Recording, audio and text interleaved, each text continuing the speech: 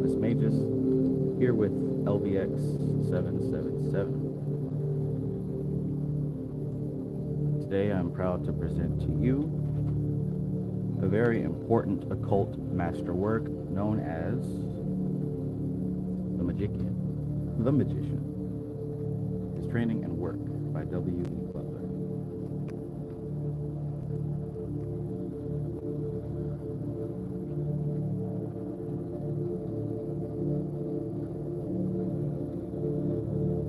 So, we just got finished reading the first installment by the same author, Magic, Its Ritual, Power, and Purpose. And now we go into something just a little bit heavier.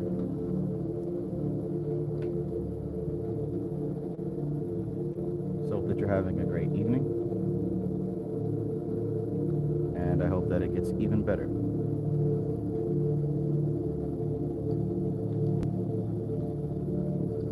Ashe to the Order of the Unicorn. Ashe to the Order of the Phoenix. Let's begin.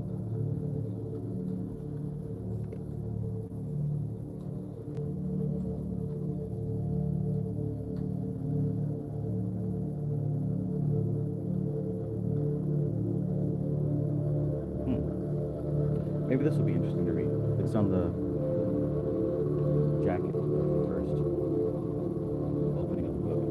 It says here, from the age of 17, W.E. Butler has been instructed and advised in occult matters by a man who possesses both occult knowledge and power. He also worked with a group of Hindu occultists in India. The author is therefore in a unique position to reveal in detail the training necessary for anyone wishing to become a serious practitioner of the true magical art. Exercises in concentration and visualization, rites, magical instruments, and practices are all described. Diagrams are provided to help explain the tree of life, the principle of the flashing colors, with the table setting out the color scales, and the tattwas. This book is not for those who seek sensation. The author has written to instruct the conscious mind of the reader and to influence his subconscious following the methods of training used in the Kabbalah schools. His intention is to show forth a way by which the aspirant may pass from darkness into the light.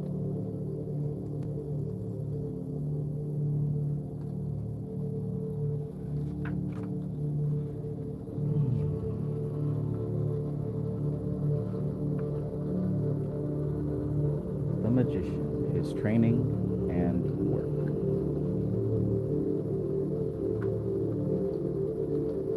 Wife, through wisdom is an house builded, and by understanding it is established.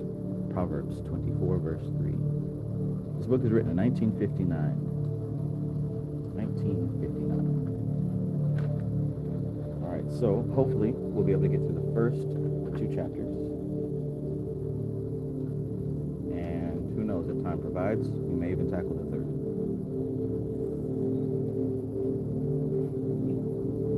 Peace to everybody here. Peace, peace. Peace, Richard Tracy. Peace, Cosmic Traveler. Peace, Society Ejects. Happy birthday, 11. Peace to Manny Peace. Lasange Descote. Good evening. Peace. Libra Spirit. Greetings. WBT. Peace, peace.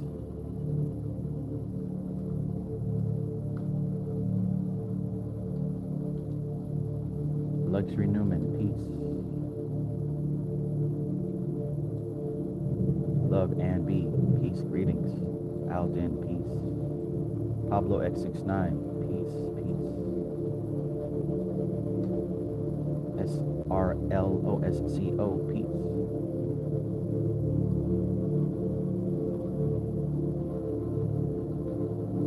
SRLOSCO says, greetings to everyone. I feel so honored to be here. Thank you, Travis, for all you do. You're changing lives all the way in South Africa. Awesome. Gotta love the reach of the internet. Mystical Koala, peace. Hakeem Lamidi, peace. Greetings. Champ Nunez, peace. Elef, peace. Let's get started here.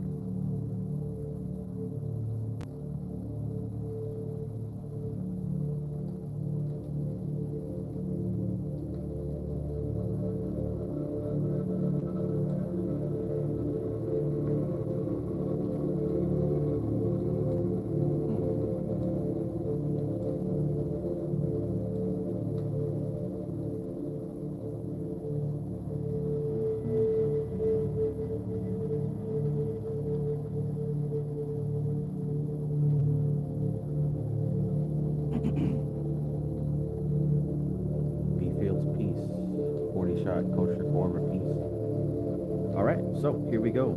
The preface, the preface.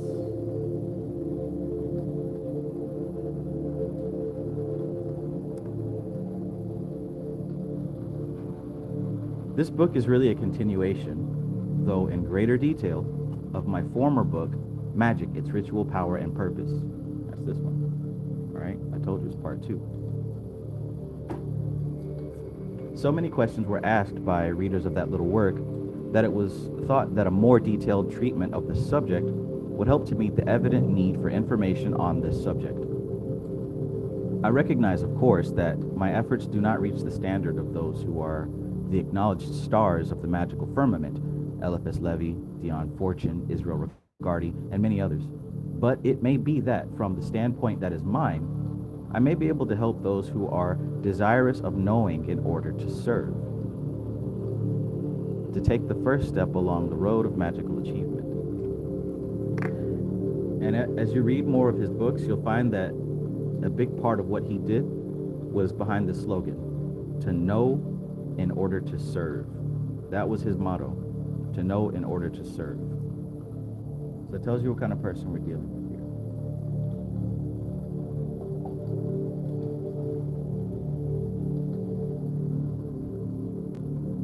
My thanks are due to many who have helped me in magical work throughout the past 40 years.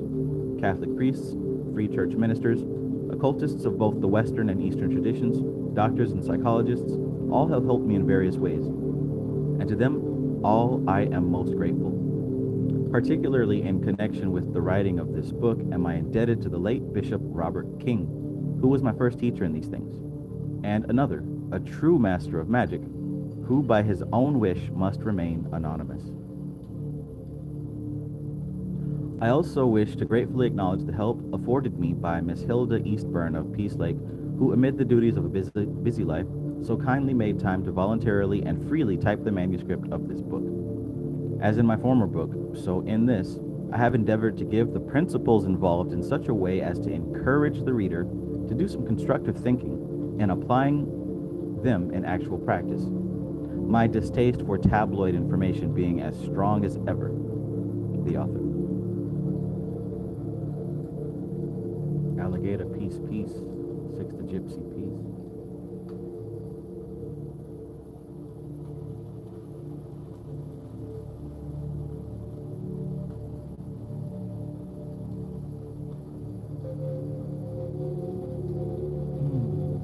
Janae, whoa, peace.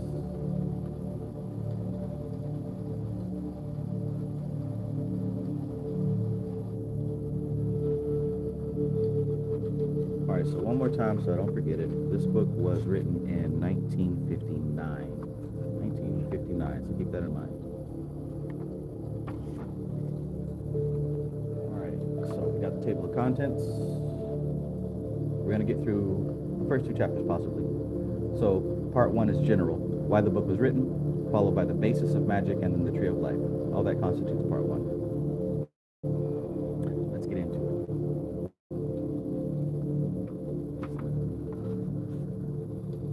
Diagrams, tree of life, the color scales, the flashing colors, and the top.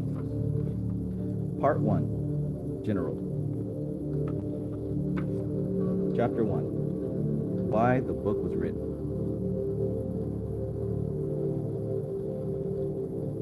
Let me know if the audio is good.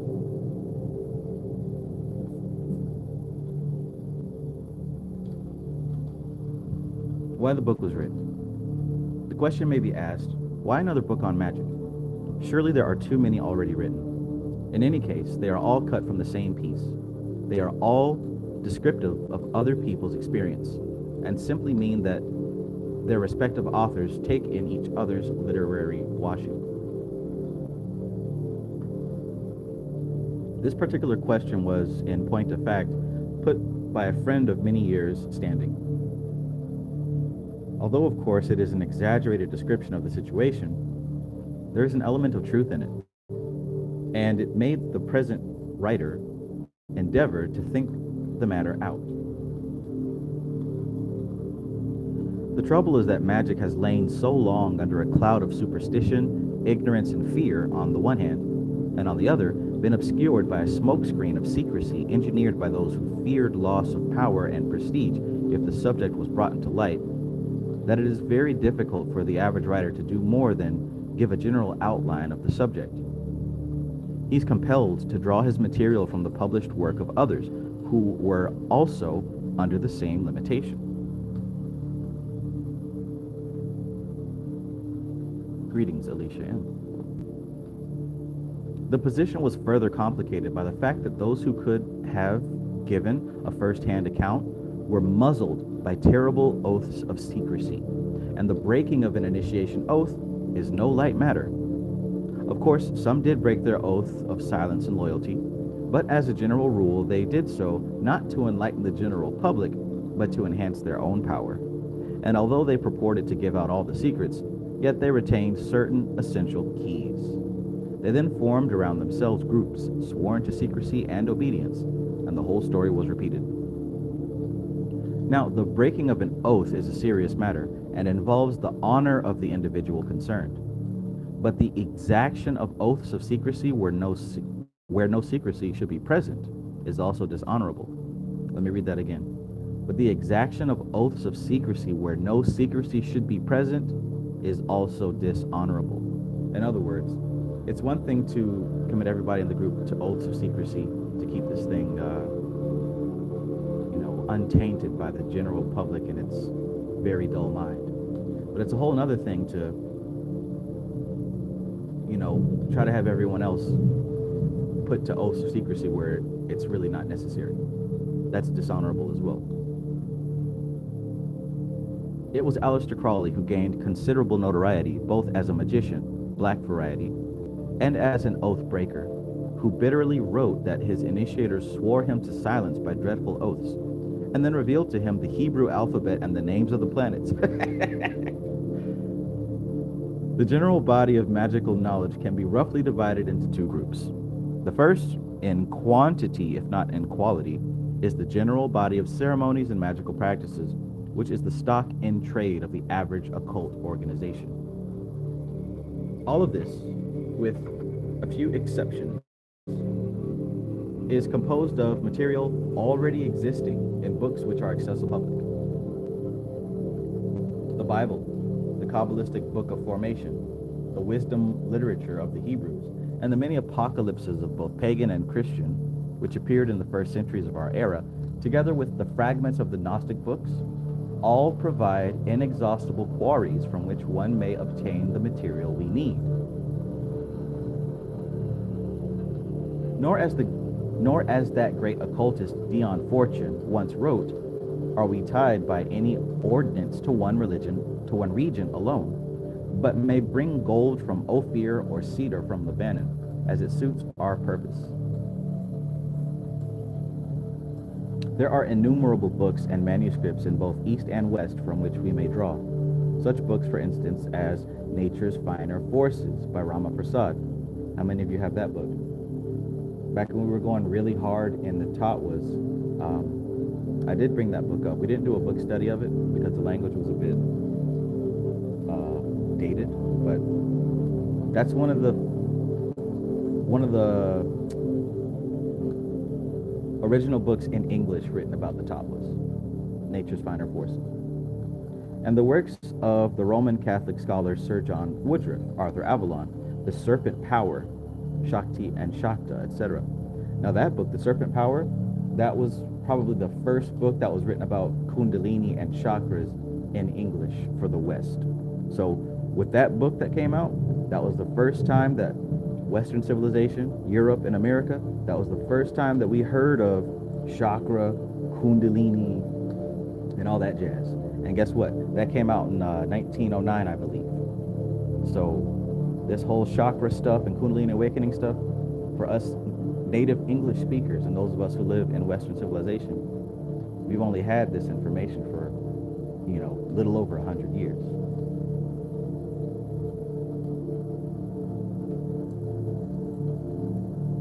Or to come nearer to home, in a later section of the book, mention is made of the Elizabethan astrologer and occultist Dr. John Dee, and the curious communications received by him. Now, this Enochian tongue, as it was termed, is employed in the rituals of one very powerful magical order. But it is well to note that it already existed in published form under the title of Concerning Dr. D and Some Spirits by Edward Casaubon.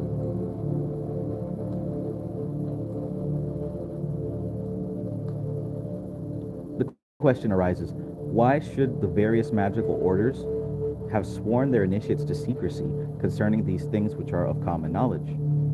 The answer is that in those orders and fraternities which were genuine in the information given in these various sources was combined in a particular pattern.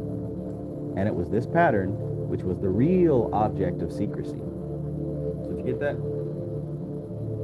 There are tons of magic books and old magic books, and everybody gets excited and buys them, and they might read them, and they might understand them. But while the information is public, most of the stuff is missing the keys of understanding to what makes it magic. So I'll read that part again. He says that, why should various magical orders have sworn their initiates to secrecy if these things were common knowledge? Well, the answer is the various sources were combined in a particular pattern, and it was that pattern which was the real object of secrecy. That's what the secrets are, the pattern that these things are in. So yeah, you can read the mystical Kabbalah, but you got to understand the pattern of what she's talking about. You got to understand what order these things are put in. You can read Initiation into Hermetics.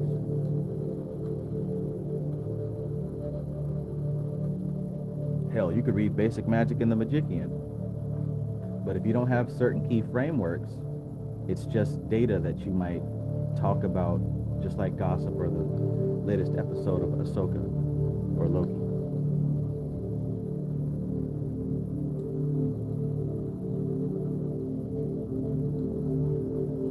The ritual patterns used in any particular magical order are kept secret for a very good reason. The power of thought is little realized by the ordinary person, but in the magical workings of a lodge, constructive visualization is practiced, and definite thought forms are created.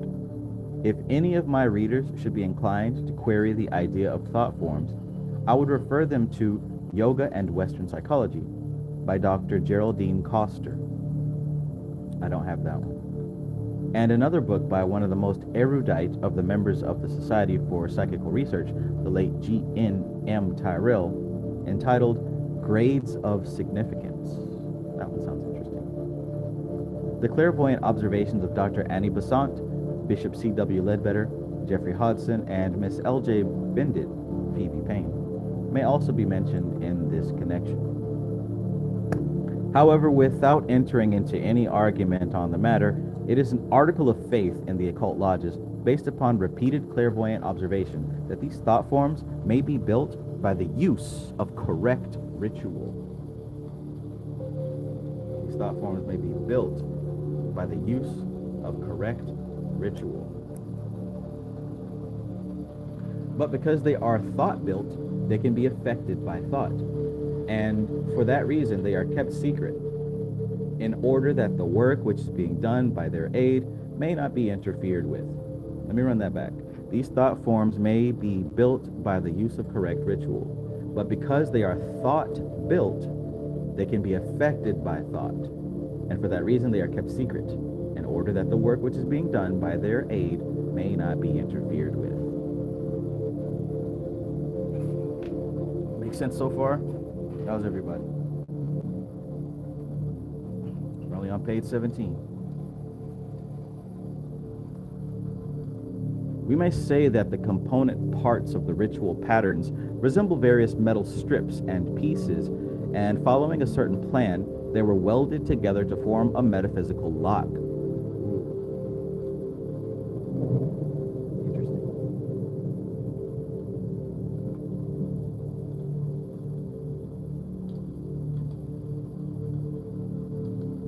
5008, peace. Higher inner standing, peace. Kebros SS God, peace. Welcome aboard. If you're enjoying this content, go ahead and hit the like button.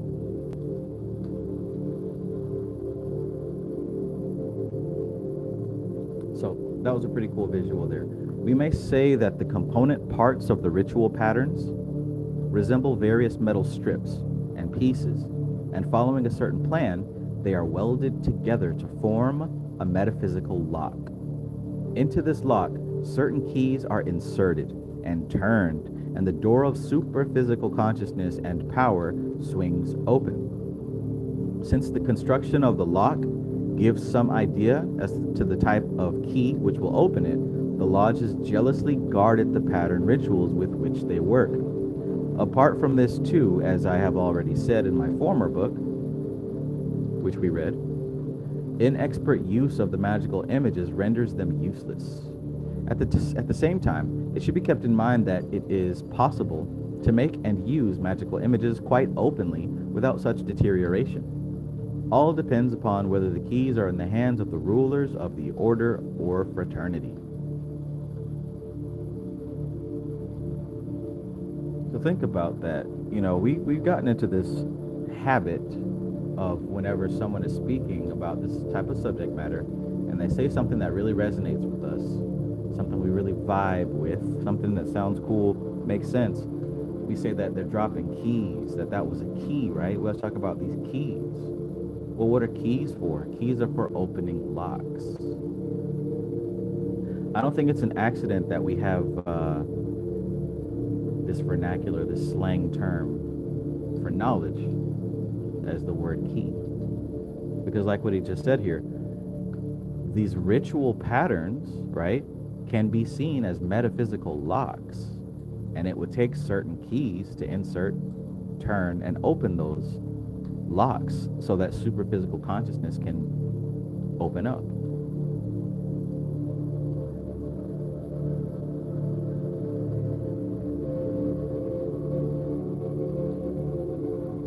These keys are of two kinds, the major and the minor keys. With the major keys, we will deal presently. The minor keys consist of physiological, psychological, and psychic techniques which have been handed down from the past or have been built up by a process of experimental work. The various yoga exercises are such techniques. A good deal is public domain, but there are various technical devices which are very powerful in their effects and which require due preparation on the part of the person using them.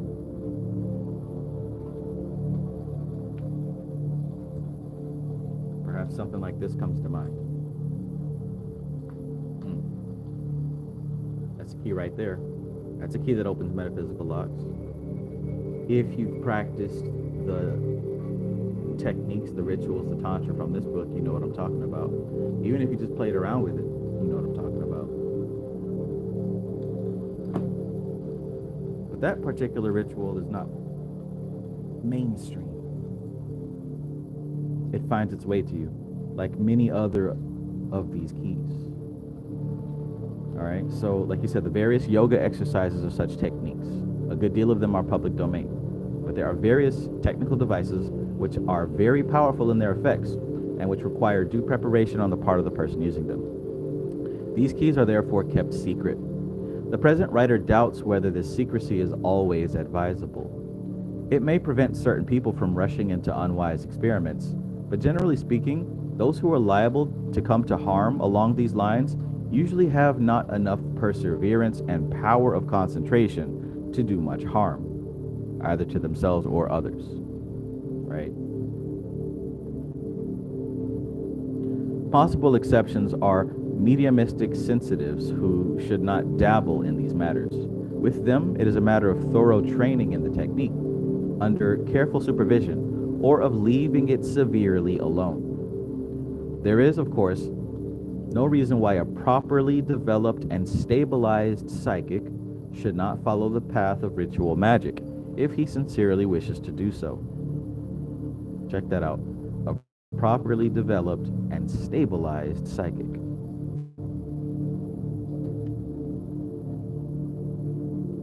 These minor keys constitute the main keys in the hands of the rulers of the lodges. Right? So the main keys that the rulers of certain lodges have are these minor keys. And it would be seemingly okay to drop these minor keys because, like you said here, most people don't have the perseverance and power of concentration to really activate them or use them, right? Most people aren't going to sit down and meditate on this stuff, not sufficiently at least. They might try it once or twice.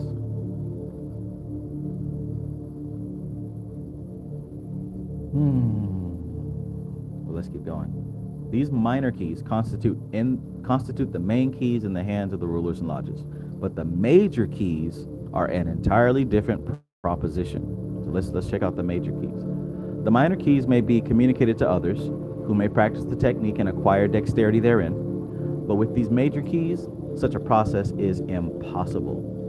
Again, quoting Dion Fortune, I am of the opinion that the real secrets of occultism could be proclaimed from the housetops without anyone being the wiser, except those who are already ready to receive them.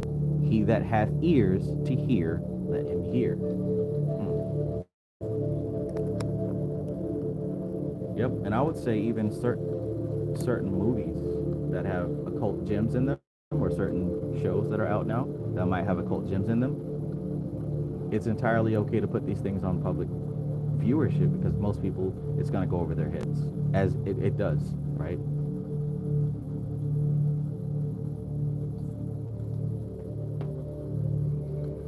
Imagine taking a movie with metaphysical occult principles hidden inside of them and then doing a movie breakdown and not touching any of the metaphysical keys that are actually there.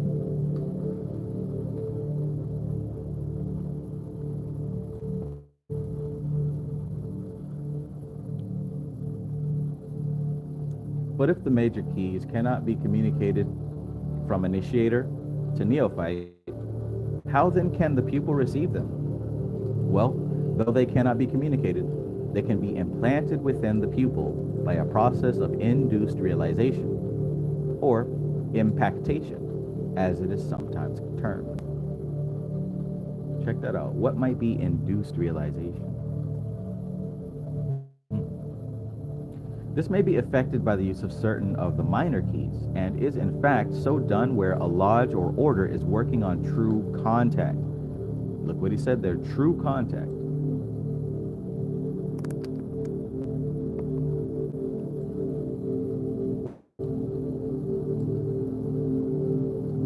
This may be affected by the use of certain of the minor keys, and is in fact so done where a lodge or order is working on true contact. It must be remembered, however, that such apostolic succession of the major keys depends entirely upon the grade of the initiator and the preparedness of the pupil, right? So the grade of the initiator, right? What level is the initiator? And how ready is the pupil? If you've got a pupil that doesn't know anything, but they're extremely ready, they're going to soak everything up like a sponge, right? Even if the initiator isn't super high level.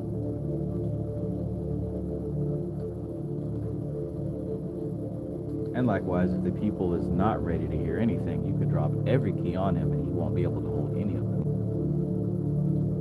I've seen that plenty of times. I'm sure we all have seen that plenty of times.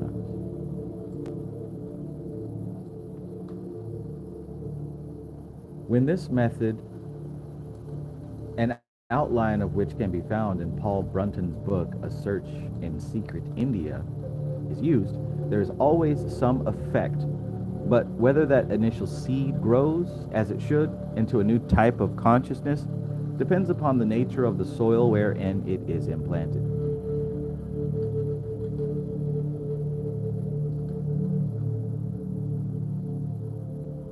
Yeah. Gator says, that's like when I first saw the movie Inception before I was aware. It was like a corny ass movie. But when I became aware, I was like, holy shit. Right. Right. Enough has been said to give some idea of the reasons for the secrecy of the magical orders and fraternities. All right, so now everybody here should know why secret societies and magical orders keep oaths of secrecy and keep their techniques secret. Now we have a good understanding of why that happens, right?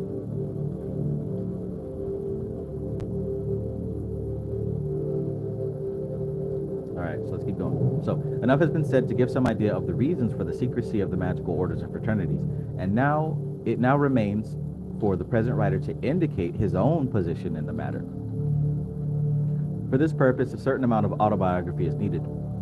He has been, in his opinion at least, exceptionally fortunate in having had, at the two crucial periods of his occult experience, the guidance of wise and experienced teachers. From the age of 17 until the present day, he has been instructed and advised by his first teacher, a man who possesses both occult knowledge and power. During a later period, when in India, he came into contact and worked with a group of Hindu occultists. Again, people who not only knew, but had power in these matters. Later, following a mystic leading, and by the way, look at that distinction. Not only people who knew, but they had power in those matters. So that goes to show study and practice. So yeah, they studied, they knew, but they also practiced enough to have power in what they know, right? So you've got people who, just to wrap it all up, make sure that you're getting practice with your study. All right, let's continue. Later, following a mystic leading, he came to the doors of the Western mysteries and was helped and taught by one who herself has the reputation of being one of the most upright and fearless occultists of the West, the late Miss Penry Evans, better known in the occult world as Dion Fortune. Woo!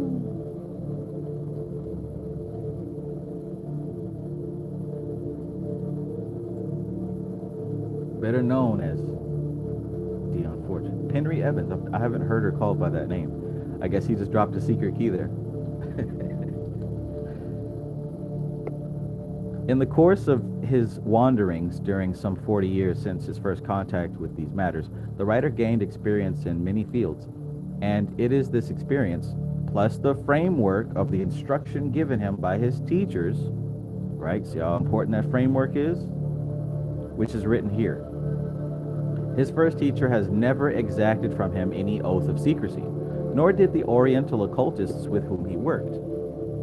As a member of Dion Fortune's fraternity, he gave the usual oath of secrecy concerning its teachings and rituals, and this oath he still respects. Nothing herein is in any way part of that which he swore to keep secret and inviolate.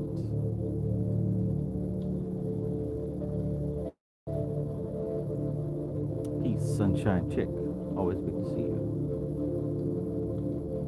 But from his first teacher and his Eastern associates, and from Dion Fortune herself, he received a considerable body of knowledge, without any restrictions upon its use, except, of course, the general warning which is well expressed by the notice which was placed above an American sawmill. Don't monkey with the buzzsaw.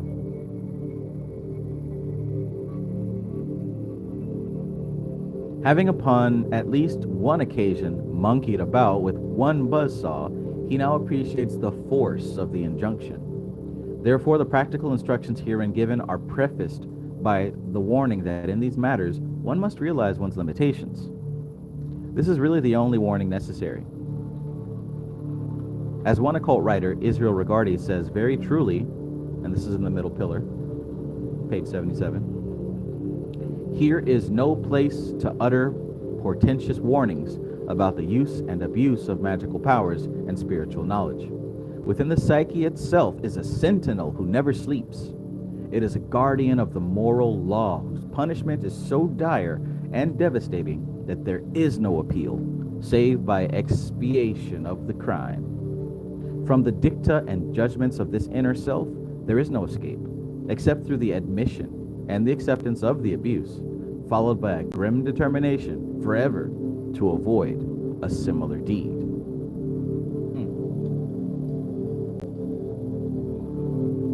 This warning will seem to some readers to be insufficient, so we had better perhaps give some explanation of our point of view. In so many esoteric groups and fraternities, one hears such portentous warnings given against magic that it is as well if we try to discuss the subject in the light of day.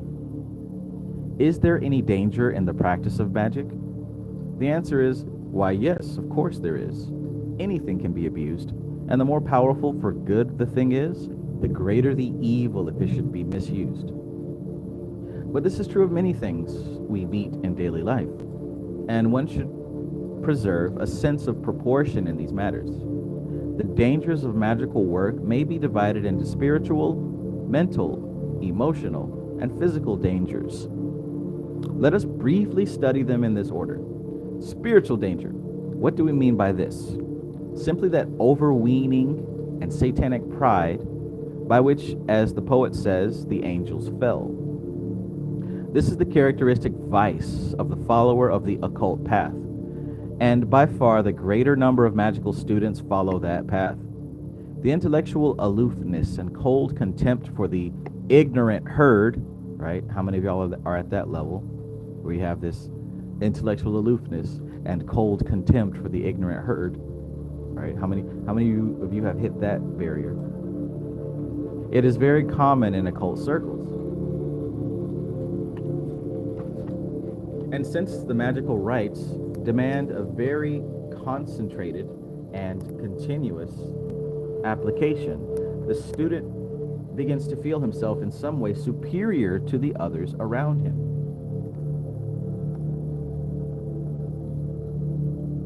Oh, don't be shy. I've certainly hit that point. I've felt that many times.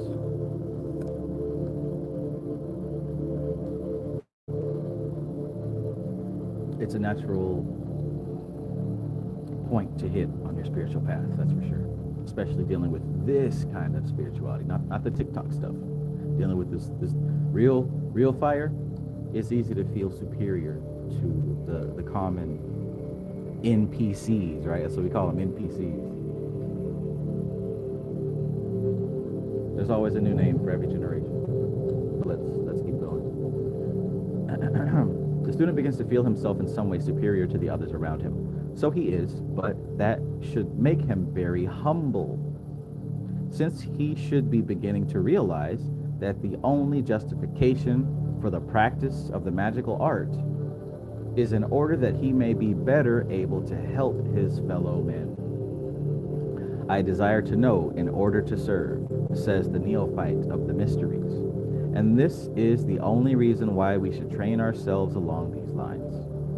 One who disregards this advice and does not subscribe to this undertaking has taken the first step on the downward path. And though great power and knowledge may be gained by him, yet he is in danger of becoming one of the sons of perdition, a wandering star, for whom is reserved the blackness of darkness for the ages of the ages. But this is the destiny of but few, for the Christs of evil are as rare as the Christs of good. I like that. The Christs of evil are just as rare as the Christs of good. Nevertheless, the inflation of the false or empiric ego, as the psychologists term it, does mean that at one point or another spiritual disaster awaits the one who has attempted to isolate himself in proud contempt from his brethren. What are the mental emotional triggers?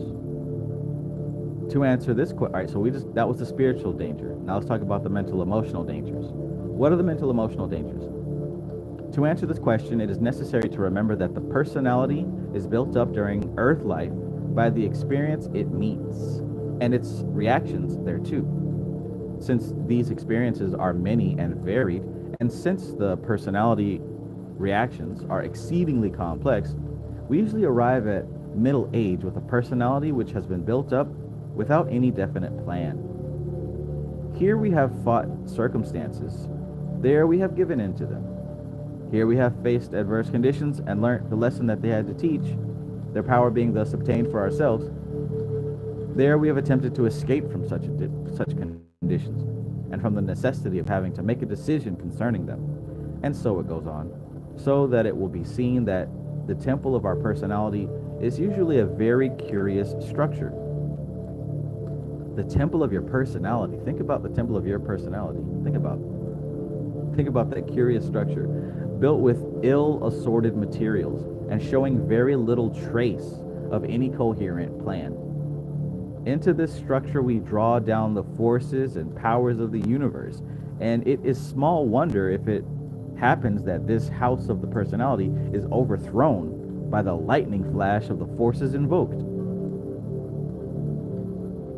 Imagine that, tapping into some real power, and then everything collapses, and then you run right back to where you came from because you don't have anywhere else to go. Again, this is all stuff that we've seen right in front of our eyes. In simple language, the presence of the power invoked acts upon all parts of our psyche, and the repressed complexes, as well as the integrated consciousness, feel that pressure. Check that out now. When you tap into some real power, not only does your integrated consciousness and your love and light spirit, not only do you feel it on that level, but you also feel it on your repressed shadow, on your complexes. When you draw down real power, when you tap in like that, every aspect of your psyche is affected. That's why shadow work is so important, because if you're going to draw down real power, at least me, I don't want any surprises. Not these kind of surprises. But hey, you do it the way you want to do it. All right. So it sometimes happens that a student of magic begins to show signs of mental instability. Under the supervision of a wise teacher, such a condition may become what is known in psychology as a mental catharsis or purification. So yes, it can be turned into something good, right? It can be turned into something good, right? If you tap into some real power and you do have that shadow come up, you do have these repressed complexes come up, that doesn't mean that it's over. It doesn't mean you fell from heaven. It doesn't mean that you fucked up. It can be turned into something good if you know what you're doing.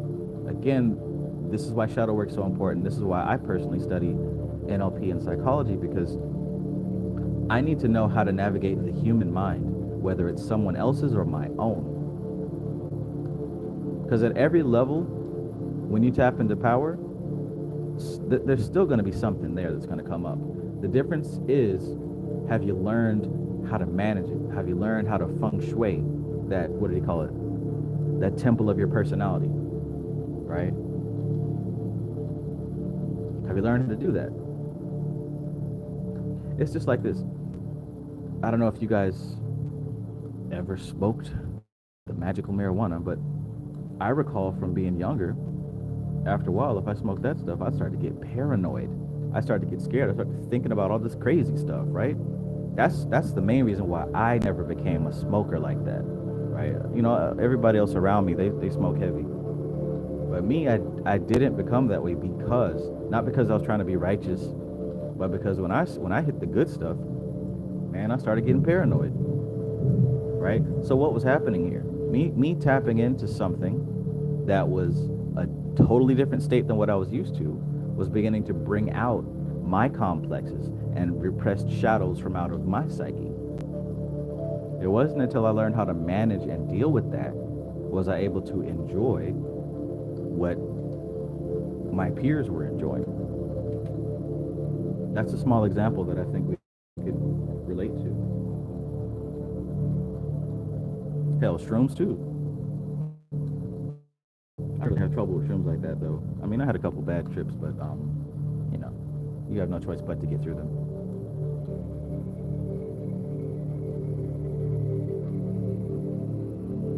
I mean, hell, even to the point where you start, even if you're not involved with any of that stuff, nightmares. Some people have been plagued with nightmares all your life. You can even get to a point where if you learn how to manage yourself, learn how to maintain your frame, learn how to work with those repressed shadows, you can even save yourself in your nightmares. We've talked about that. I've done that. I recall having nightmares, and then I start saying my mantras. I start saying, maintain your frame, be ever vigilant, exert your influence, always be leading. I start doing stuff like that, and I change the nightmare back into a regular dream. So all these different things are examples.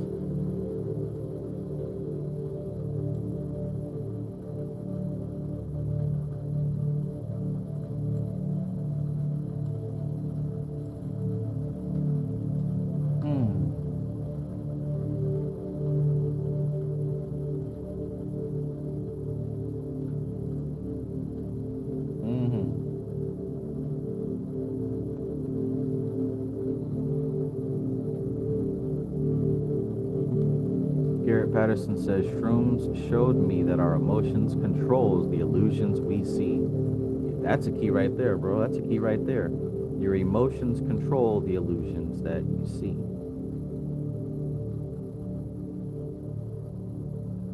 Peace, Bugs Skywatcher McKinsey. Peace, Garrett Patterson.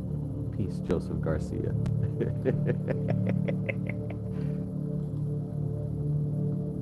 Let's continue. So we talked about the spiritual dangers. We're talking about these mental, emotional dangers here, right? So he says that, so it sometimes happens that a student of magic begins to show signs of mental instability.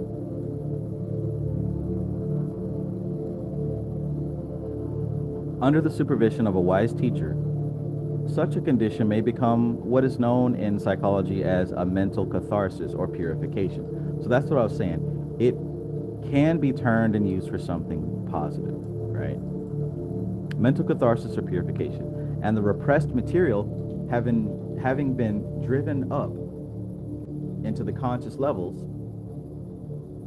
becomes integrated with the normal consciousness. The symptoms of unbalance disappear, and the student has definitely gained by the experience. But sometimes such a happening as this cannot take place. The buried complexes are charged with power, but cannot emerge into and be integrated with consciousness. The result is a more or less complete disruption of the mind. But must be remembered that this is a very rare occurrence, though when it happens, it seems to justify the parrot cry that magical study makes one go insane.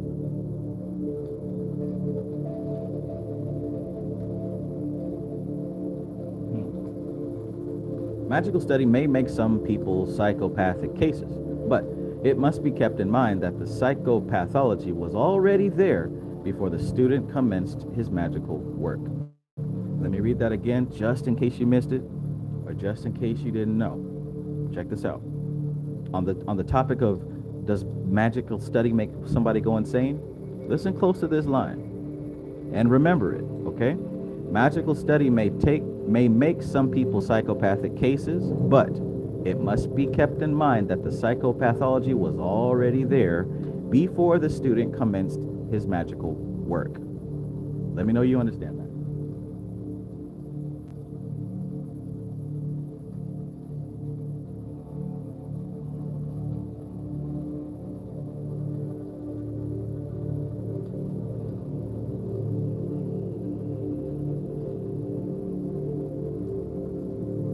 Peace, Stray Panther.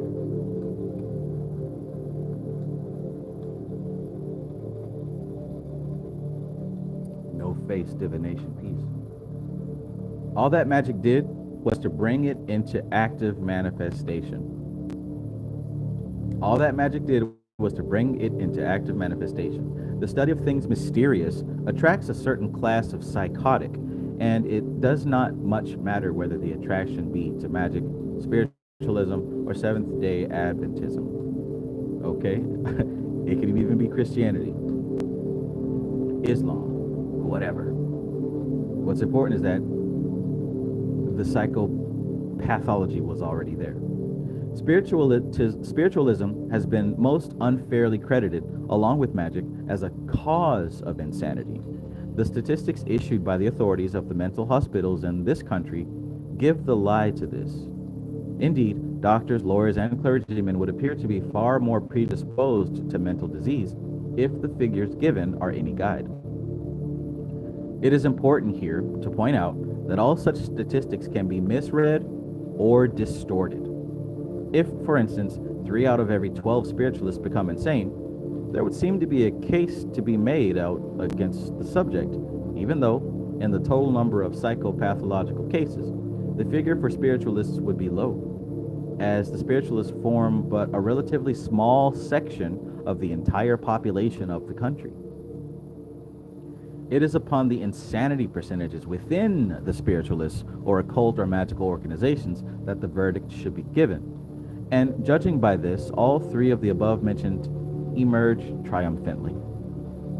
But there is one thing which causes some difficulty in assessing the tendency of any of these movements to cause mental unbalance. What was the mental condition of the person before he entered the movement?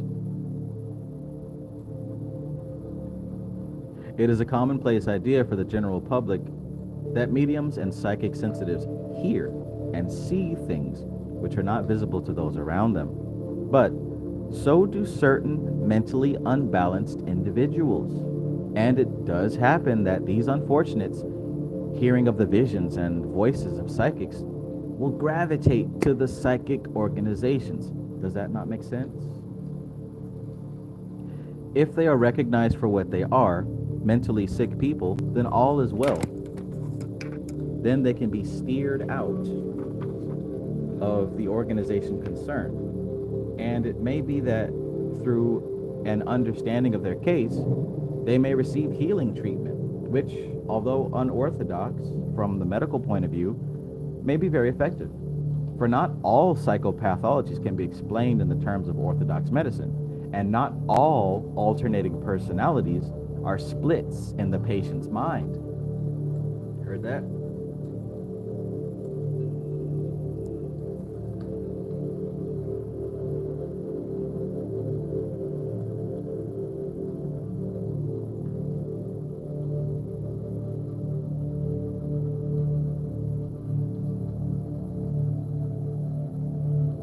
Where, however, such unbalanced people are allowed to attempt psychic or magical work, then the responsibility rests fairly and squarely on the shoulders of those who are the leaders in such work. And they must not grumble if, when the unbalanced one finally breaks down and has to be removed, people say, there, that's what comes from dabbling in spiritualism or magic. Incidentally, anyone who dabbles with anything along these lines is asking for trouble. But I have yet to read in the daily press that Mr. So-and-so has been removed to the mental home as a result of dabbling in the Salvation Army or Anglo-Catholicism. Yet members of both do, on occasion, go slightly off the hooks, to use the phrase of the learned Dr. Hooker, the writer of the Anglican classic, The Laws of Ecclesiastical Polity. No, there is a definite press bias against the spiritualist, the occultist, and the magician. And as the general public forms its opinions in these matters largely from the daily press, the misunderstanding is likely to persist for some long time yet. So anyone who tries to assess the psychological dangers of magic and psychism does well to remember this bias and to rely only on definite facts and figures. One of the most courageous men of his time, the late Dr. Forbes Winslow, once publicly asserted that there were 40,000 spiritualists in the asylums. Challenged by the spiritualists to prove this, he began a careful investigation of the subject and finally announced, again in public, that his former statement was entirely erroneous.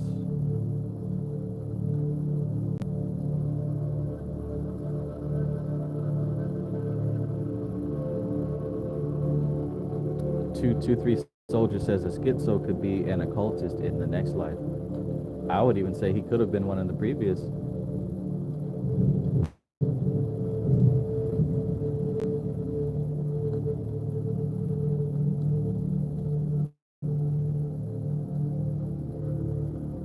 But although one has seen him quoted many times as making the original statement, one has yet to see him in the press any reference to his retraction of that statement. So much for fair play in those matters.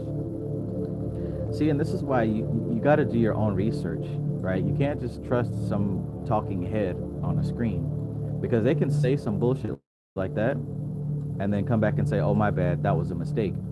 But the press is going to promote that first statement and completely ignore that last statement. So even though he came out and apologized or said he was wrong, that's not what's going to be spread across the tabloids or remembered. In other words, everything, I'm just going to say everything that we are presented with as information has a bias.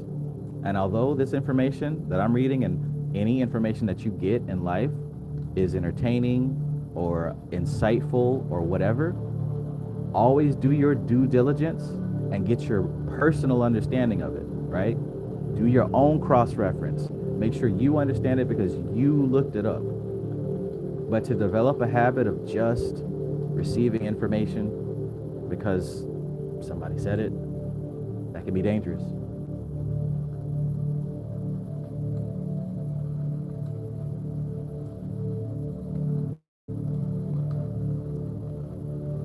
That can be dangerous.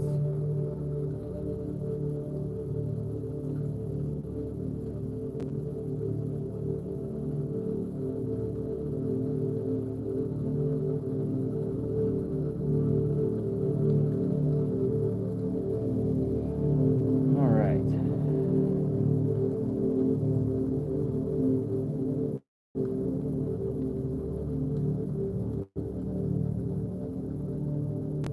So when the would-be magical student receives grave warnings of possible mental unbalance, if he takes part in magical work, right? So when the would-be magical student receives grave warnings of possible mental unbalance if he takes part in the magical work, it is useful if he immediately asks for the chapter and verse, not an account given by one whose cousin's friends knew someone who went insane because they practiced magic, right?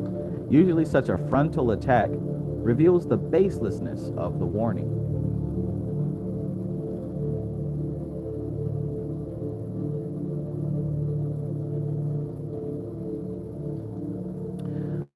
We come now to the psychophysical dangers of magic. All right, so we covered the spiritual dangers. We talked about the emotional, mental. Now let's talk about the psychophysical, the etheric physical.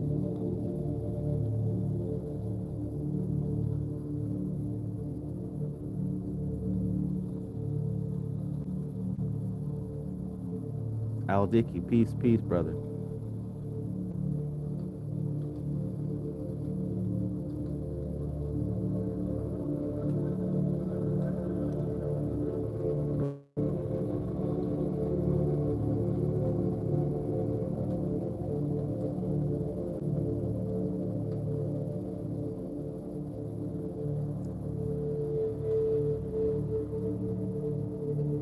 All right, so we come now to the psychophysical dangers of magic. There again are dangers which can be avoided by anyone who uses common sense. It must be remembered that one of the direct results of magical work is a tremendous enhancement of the vital energies. Right, so that's one of the direct results you can expect, a tremendous enhancement of the vital energies, the life force. And this enhanced power, as we have already said, affects all the personality. Now, part of the personality is the physical body and its nerve systems and nerve centers. Closely associated with the nerve plexi are those very wonderful chemists' laboratories of the body, the endocrine or ductless glands. Also associated with them are the various instinctive and emotional factors of the mind, and we know that the secretions of the endocrine glands, the hormones or messengers conveyed by the bloodstream to all parts of the body, do cause far-reaching effects on both body and mind. If by magical practices we increase the vital energies, and if by concentration upon the various psychic centers, which are situated near the physical nerve plexi, we direct an excessive amount of this incoming energy to them, then we may expect that the increased activity of the nerve center and gland concerned will result in the excessive release into the bloodstream of its hormones.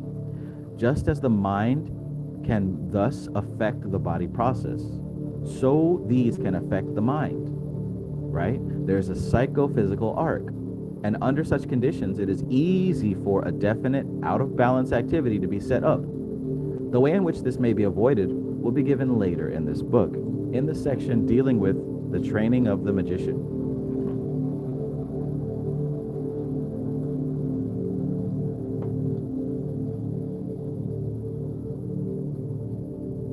Another psychophysical danger comes when magical practices, mystic meditations, and psychic techniques are jumbled together without any real knowledge on the part of those concerned.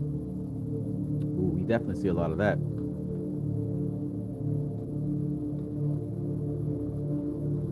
C-Main says the tarot readers are the ones that has no clue but teaching people. Right. Right. Man, it's a lot of bad product out there on these internet streets. A lot of bad product.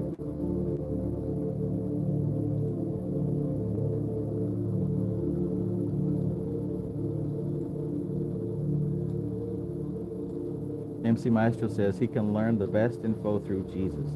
Some use many tools, some use few. The results, the same. Absolutely. He'll be all right.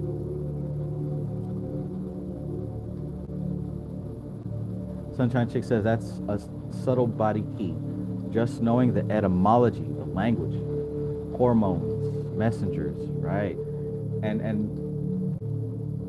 you know, isn't it said that the word angel is another word or translated as messenger?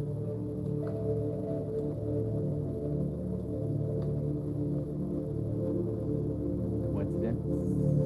All right, let's keep going. So, like what he was saying here, the mind has an effect on the body, but the body and all of its hormones has an effect on the mind. So it's a loop. It's a loop. As above, so below. This is why the etheric plane and the physical plane are so tightly woven together, because they influence each other damn near immediately. Your imagination can produce hormones in your body that make you behave differently, and your behavior can produce hormones in your body and thoughts that make you think and feel and act differently, right? So it all ties together. So he says another psychophysical danger comes when magical oh, and by the way, just to finish that up, when you're doing meditation or chakra balancing, chakra shooting, chakra cleansing, whatever, you're focusing this awareness, this concentrated consciousness upon certain areas of the body that are in charge of producing these hormones, right? You're literally concentrating on an area of the body that produces a certain type of hormone. So yes, it will produce a change.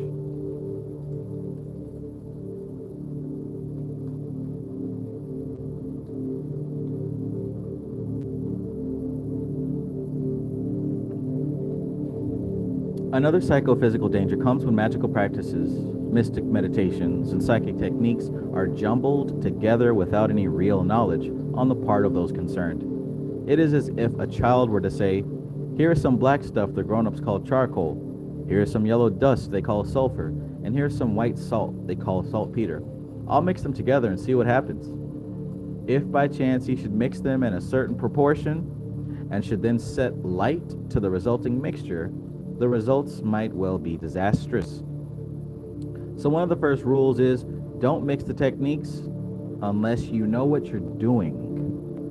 Even then, don't mix them until you have brought each particular technique under your conscious, positive control. Great advice, I'd say.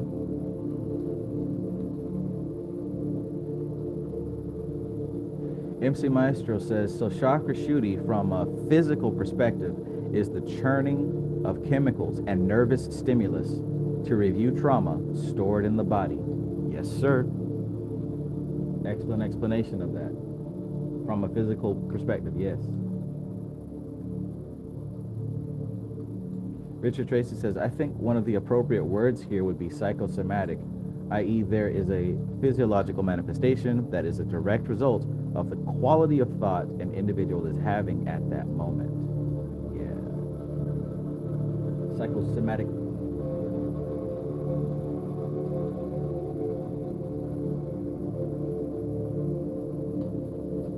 There is another danger, the pseudo-magical lodge or group.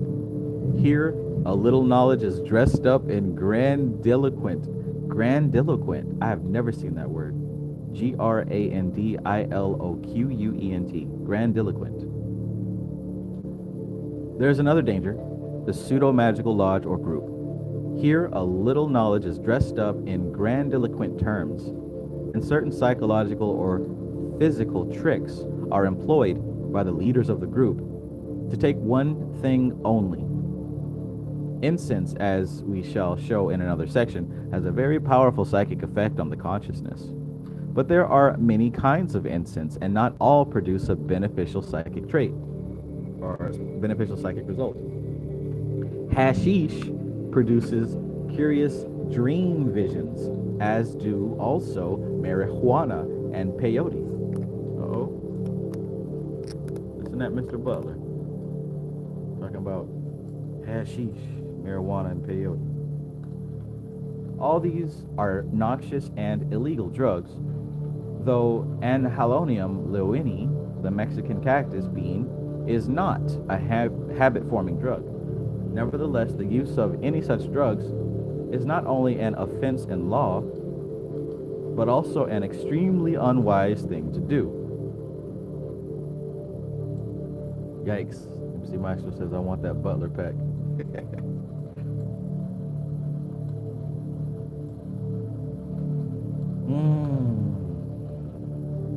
In one such lodge, known to the writer, hemp seeds containing the hashish drug were separated from parrot food and burnt with the incense.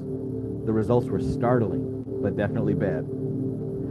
In the magical groups wherein these practices take place, the use of drugs and sex attraction is one of the principal methods employed. And the effects of such practices are thoroughly and completely evil. In the accounts of the witchcraft trials of the Middle Ages and later, the use of ointments to produce supernormal results is mentioned. Such ointments, the recipes of several are known, usually contain drugs which have a strong effect on the heart and nervous system, as well as producing hallucinatory effects. The use of such drugs is as old as humanity. In all cultures we find them used, but always the effects, when assessed over a long enough period, are seen to be so deleterious that in all civilizations their use has been banned. As we have said, they are still used by some occult groups, but any group using them as sensational adjuncts to the rites does, by that very fact, proclaim its indifference to the moral standards laid down by the lodges of the light. Well-informed and careful research by trained seers into the properties of these drugs is another matter. But such researches are not carried out in the general lodge work. So the would-be magician, if he is wise, will shun any group or fraternity when such things are offered as inducements to join it. Such inducements sometimes takes very subtle forms, and it is easy to become involved before one is aware of it. For this reason, it is wise to have a standard of reference to which one may turn in times of doubt. The writer's standard of reference is the Lord Jesus. It is not necessary to accept all or any dogmatic views of him, but his life and teachings do give us a standard against which we may set the teachings or practices of whose nature we are in doubt. Others may prefer other standards, and to each man his own master. But some standards should be adopted before the seeker joins any occult group or magical group.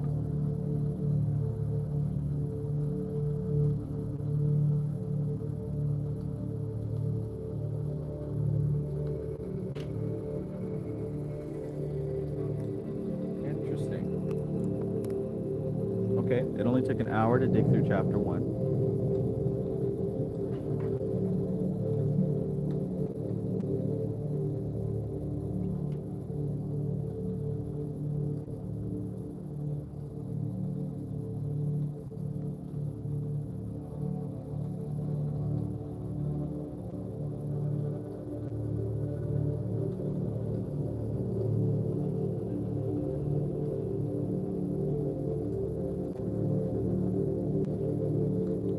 So, I'm going to take a quick break and we will resume with chapter 2. I'm going to fill up my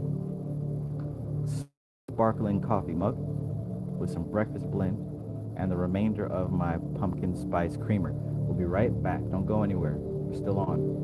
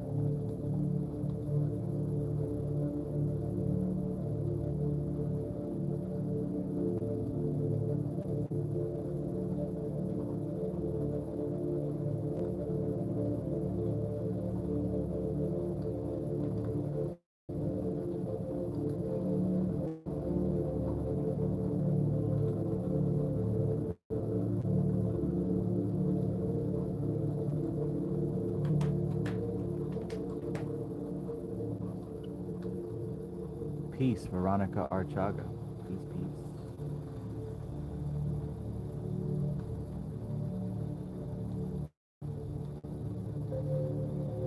Kevin Wise, peace.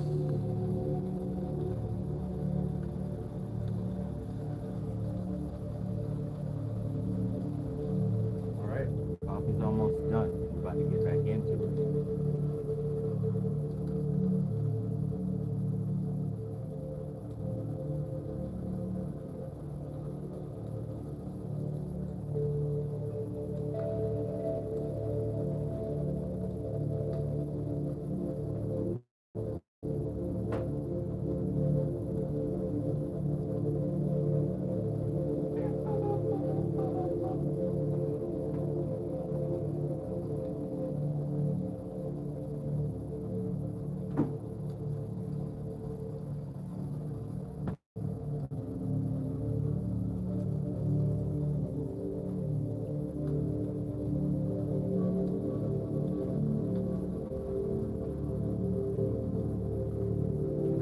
All right, so now we're back with chapter 2, the basis of magic. The basis of magic.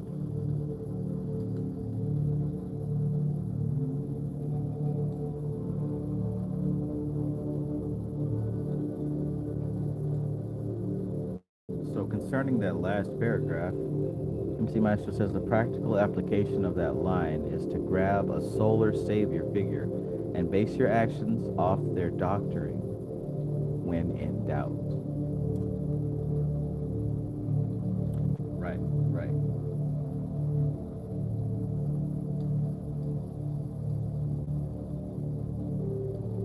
That's what solar figures are for, right? Good old Tiferet. Okay, so chapter 2, the basis of magic. As we have said, books on magic seem to be largely made up of quotations from and comments on other books on magic, and this in the end gives very little enlightenment. People who inquire into the subject are disappointed by this negative result. They want to know not merely what magic is, but how it may be practiced.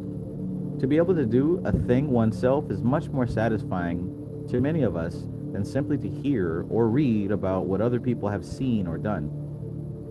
Kipling, in The Ballad of Tomlinson, indicates from another angle the futility of second-hand knowledge and experience.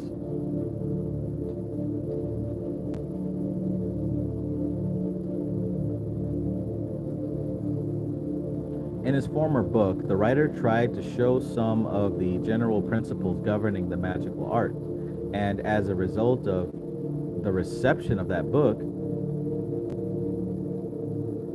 okay, so he's talking about the book we just finished reading, Magic, Its Ritual Power and Purpose.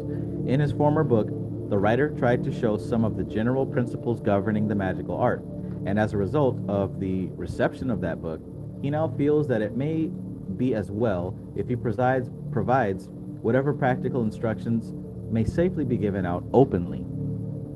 Obviously, there are increasingly complex depths in magic, and for one who is unprepared to try to plunge into those depths is the sheerest of follies.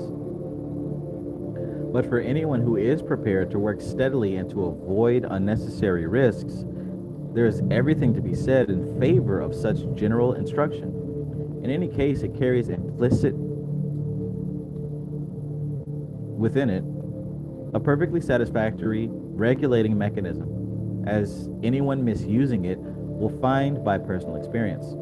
Others who follow the system given will be rewarded by an increasing sense of fulfillment and satisfaction, with wider and deeper insight into life and destiny, and with increased powers with which to serve their fellows.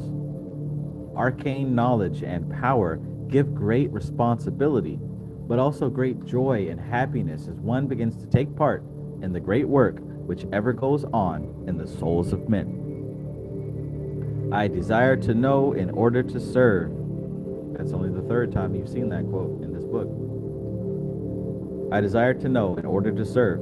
Such is the password which admits to the arcane knowledge of those of my readers who can honestly affirm this can safely essay the way of magic. Is he providing us with a key? Is he practicing what he talked about as far as the induced learning? Or did I spoil the surprise?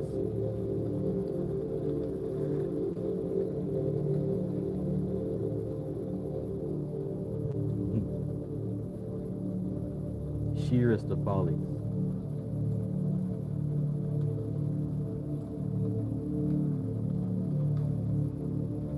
Such is the password which admits to the arcane knowledge, and those of my readers who can honestly affirm this can safely essay the way of magic. Safely, that is, if they obey instructions. One of the many traps that beset the student of these matters is the temptation to experiment with bits and pieces, adding something here, subtracting something there, taking a chance somewhere else. Such behavior is silly and dangerous. The inquirer desires to learn the magic art. What guarantee can we give him that he will be successful? Can anyone be a magician? What are the qualifications? How can he make a start? What are the signs that he is gaining proficiency? All these and many more questions have been put to the writer since the publishing of the first book. The present work is by way of an answer to some, at least, of these questions. One of the most cogent of these is, can anyone become a magician? The answer is yes, anyone can become a magician, but there are phases of magic which are not within the capabilities of some people, though they are in others. The Victorian novelist Bulwer Lytton, in one of his stories, specifically The Haunters and the Haunted, which gives its title to the book of the same name, quotes from Albertus Magnus to the effect that the description of the magical process he describes will instruct and avail only to the few, that a man must be born a magician, that is born with a peculiar physical temperament, as a man is born a poet. Now, this is very true, but it is not the whole of the truth. Poets are born, not made. That is, great poets. But many minor poets spring up, and through their verse is not of the though their verse is not of the quality of that of the great immortals, yet do they find satisfaction in the exercise of their modest powers, and so do they also add to the enjoyment of many.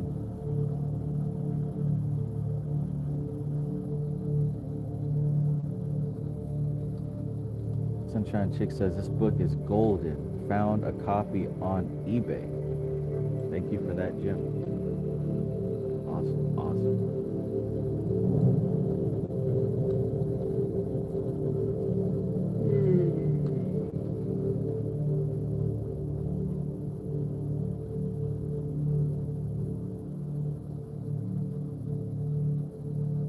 There are two aspects of magic which appertain to the spectacular. One, evoking to visible appearance, is the highlight of phenomenal magic.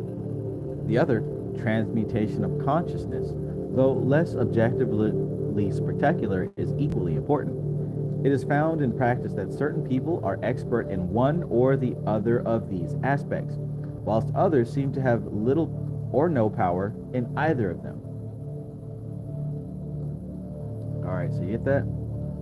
He said there are two aspects of magic which appertain to the spectacular. One, which is evoking to visible appearance, and the other is the transmutation of consciousness.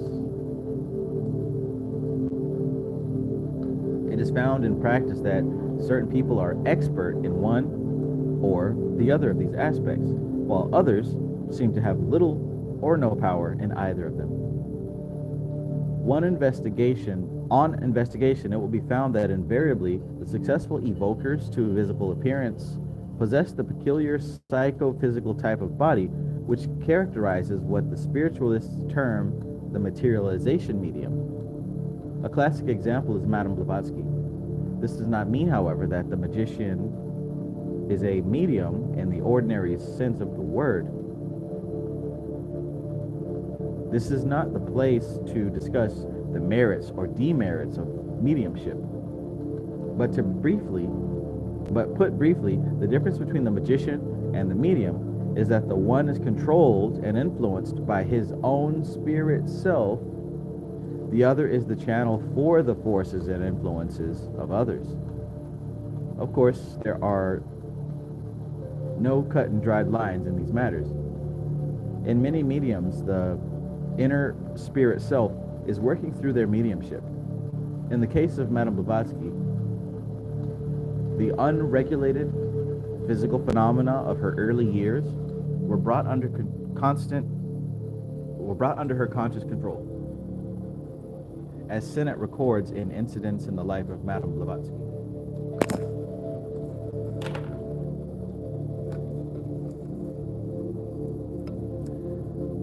Alligator says Orphic and Hermetic. Thank you. I'm glad that you caught it. Yes, sir. I've been saying it since Ophiel, right? The two types of magician.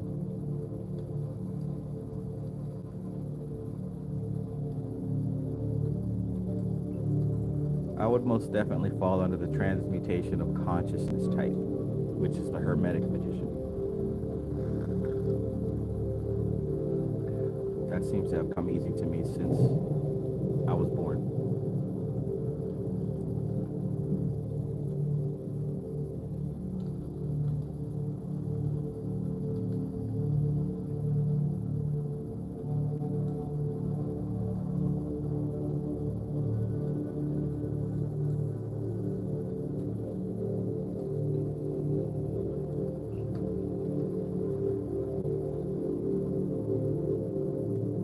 The other type of magical work is perfectly illustrated by Dr. Paul Brunton in his book, A Search in Secret India. Between these two extremes of objective and subjective magical phenomena, there are many grades, and every sincere student who is willing to obey instructions and to persevere can find some aspect of magical power which he can develop and use for the common good. Many books on our subject give exhaustive lists of magical practices. Indeed, that is all that many of them seem to be able to give. But in this book, we shall only touch briefly upon the various practices which are included under the name of magic. We have already shown the basic division of the magical art, objective and subjective phenomena. All feats of magic combine the two, and, in fact, the main difference between the various magical happenings is the proportion of objective to subjective. Always there is definite interaction between the magician and his environment, and here we come to one of the fundamental principles of magic. And by the way, if you've been listening to my live stream since I came back, I've been talking about these frameworks. And the first one I list, I talk about the ontology, the lay of the land, and it's the understanding of consciousness to matter. Right? And this is what he's talking about here. The proportion of objective to subjective. It's the same thing. That's the starting point for what I call consistently successful magic.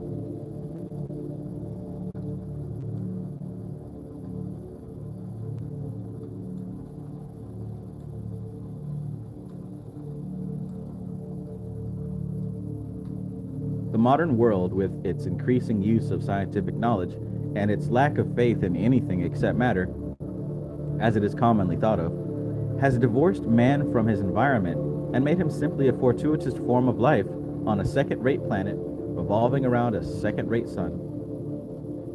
It has become the fashion to think with kindly contempt of the ancients who regarded man and nature as parts of one living universe.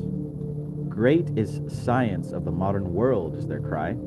As their predecessors cried in similar terms, great is Diana of the Ephesians.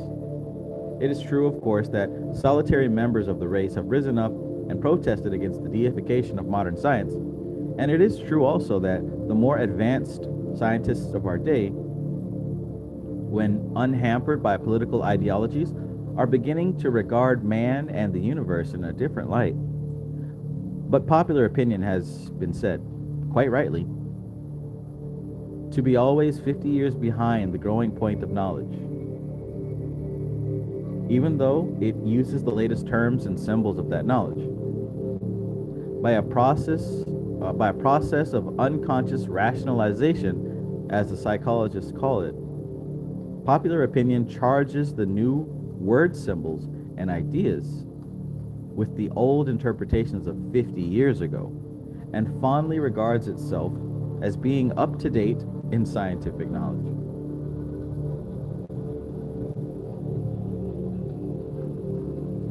Deep within humanity, there is a desire for stability, for security, and for safety.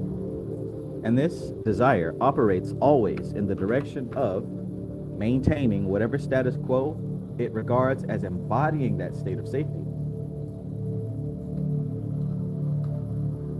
Whether intellectual or whatever intellectual, philosophical, or religious system they may adopt, it will be found that for them, this is a veritable art amidst the roar and turmoil of the tempests of the world. But those there are who, in divine desire for light, more light, scorn the safe refuge, and press fearlessly onwards into the unknown, to find, in the words of a great scientist of today, that the universe is friendly.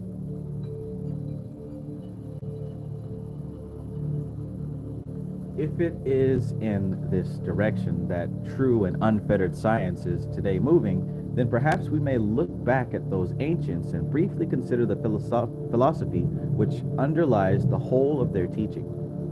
We in the Western world, having had our main philosophical systems mediated to us through the schoolmen of the great Western Church, tend to think in terms of what may be described as dualism.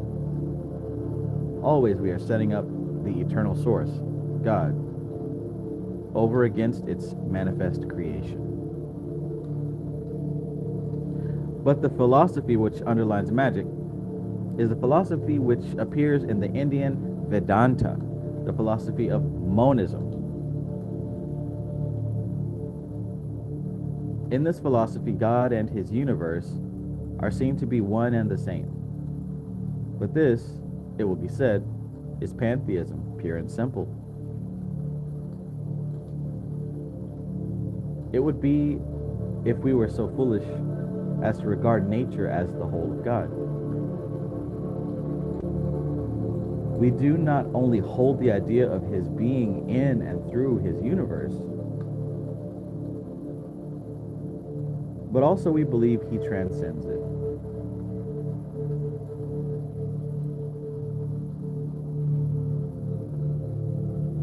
An immanent and transcendent being is the God of the magical philosophers. But both these terms can easily be misunderstood. If by immanent we think of something behind manifestation as we see it, then we are beginning to use the philosophic counters of aquiness, substance, and accident.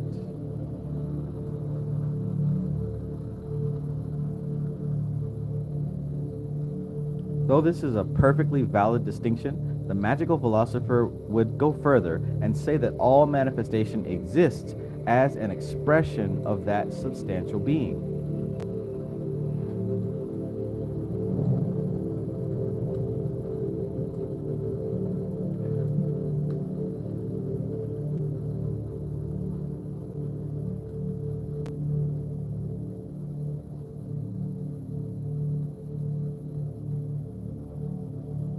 And because of that, it possesses reality after its own kind.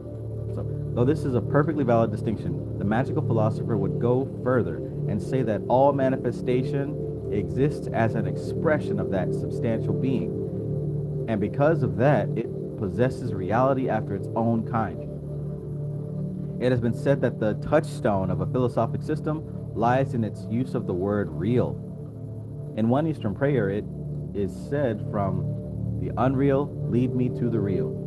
And those monistic philosophies which stem from the Eastern teachings are mainly based upon such an idea.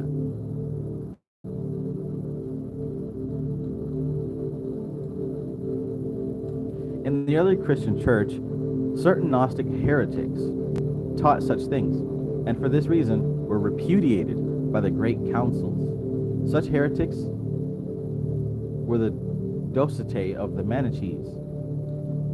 One of the greatest figures of the early church, St. Augustine of Hippo, had followed the Manichean philosophy.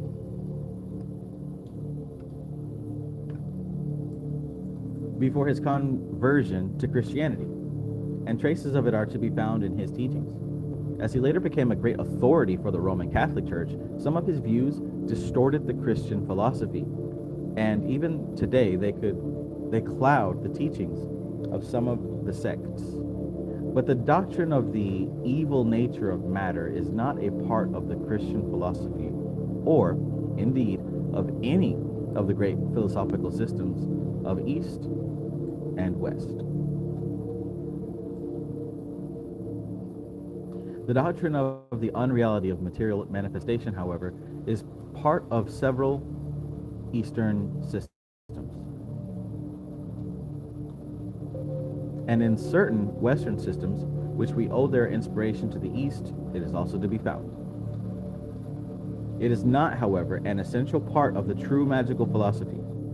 It has sometimes been said that the magical doctrines are doctrines of emanation, and in one sense this is so. But if by this it is thought that they teach that, in all reverence, God emanates the universe from himself as a kind of cosmic spider, spinning his web from himself, then such a conception is entirely foreign to the magical scheme. The Magi teach that the whole universe of matter and all its grades, physical and non-physical, is the manifestation of the very essence and substantial being of the eternal.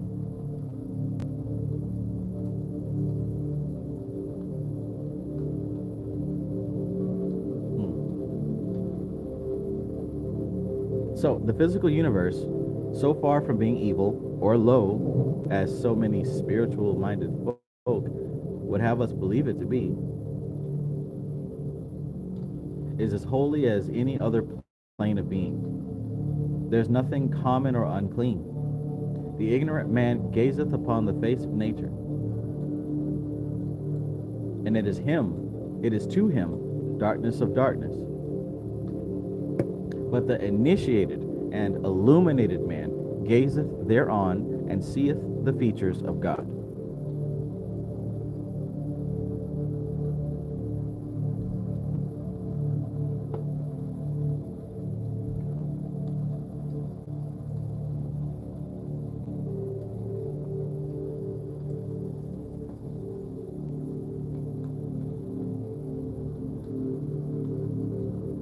So it is not matter which is unreal, only the appearances it presents to our consciousness. And as that consciousness is evoked and expanded, so do we begin to see in all things the presence and very being of God.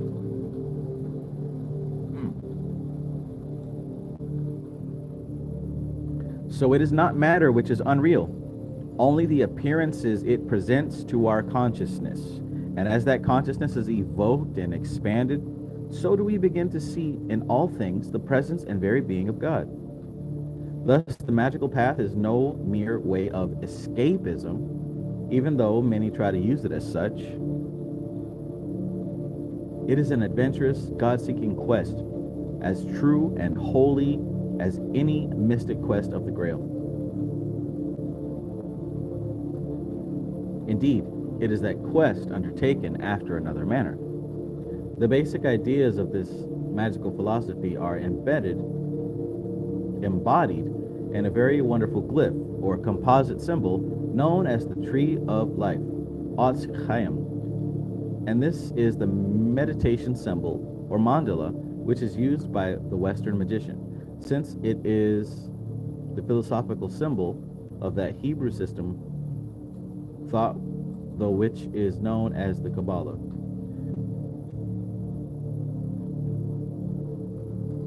This is that body of esoteric teaching which was imparted from mouth to ear, as its very name implies.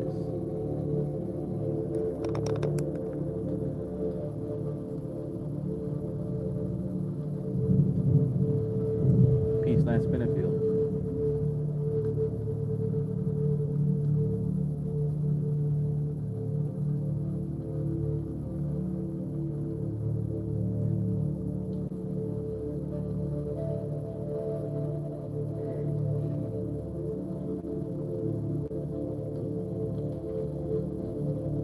Oh, wow.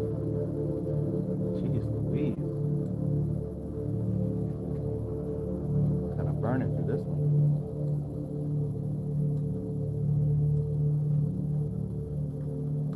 Discover the hero within. Peace. Star Lion. Peace.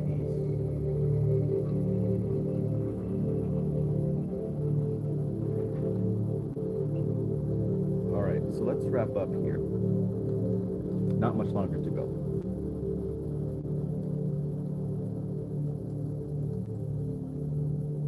Y'all all right?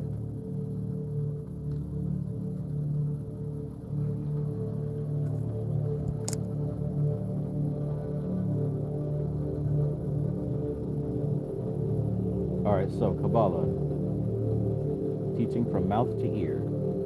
It was regarded by the rabbis as the inner spirit of their religion, even as the Torah, or law, was its body, and the Talmud its soul.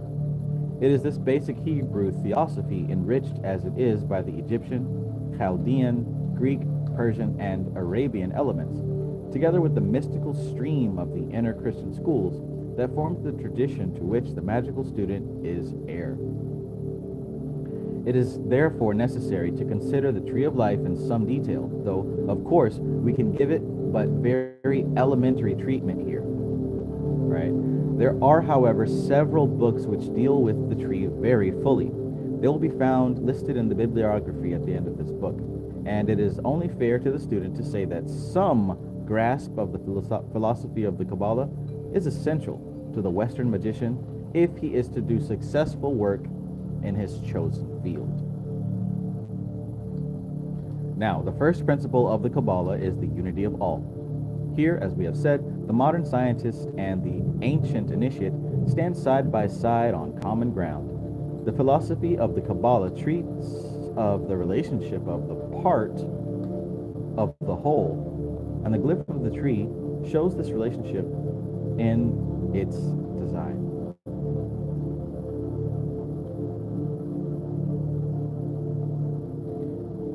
Man is termed the microcosm, or small universe, in the macrocosm, or greater universe around him.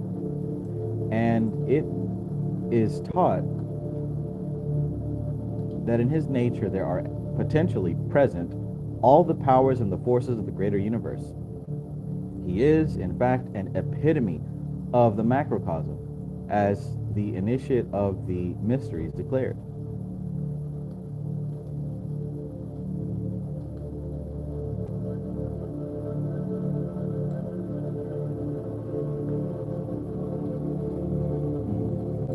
Man is the microcosm, the small universe, within the macrocosm, the great universe. And in his nature are potentially present all the powers and the forces of the greater universe. He is, in fact, an epitome of the macrocosm. As the initiate of the mysteries declared, there is no part of me that is not part of the gods.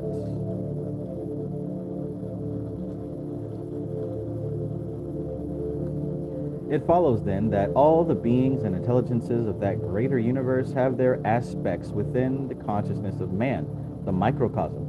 If he evokes the elemental beings, he does so by virtue of their correspondences within him. Let me go back, just in case anybody's interested in working with elemental spirits, because another part of my framework was talking about authority, and that includes having elemental balance. Let's see what he said, that all the beings and intelligences of that greater universe have their aspects within the consciousness of man, the microcosm. If he evokes the elemental beings, he does so by virtue of their correspondences within him. for his physical, emotional, and mental vehicles or bodies are built up by the action of countless elemental lives. If he invokes the mighty ones, the spiritual lords or vice regents of the eternal, then through their correspondences within his own nature do they descend into his consciousness. If he invokes the Lord of the Roses, then through the indwelling light within does that Lord answer him. And if he invokes the eternal, then the power of the eternal rays down upon him through that within him, which is the separate manifestation of the one. So, and this is of the utmost importance, all magical work begins within and is projected outward. All magical work begins within and is projected outwardly. This is one of the first principles of magic, and it must always be kept in mind. It must be so built into the magician's consciousness that nothing can obliterate it. Just as a check, who here can say that they're at that point? Who here can say that they're at that point? Like, you've been doing this enough and you understand certain keys enough that you're not, if any piece of info in your head were to be shaken, that piece won't be shaken. The part where he says all magic work begins within and is projected outwardly. How many people is that like ingrained into the mainframe of your mind? Sunshine Chick says regent spirits. Yeah, so those you could also consider like planetary forces. The regent spirits are like the spirits of the celestial forces.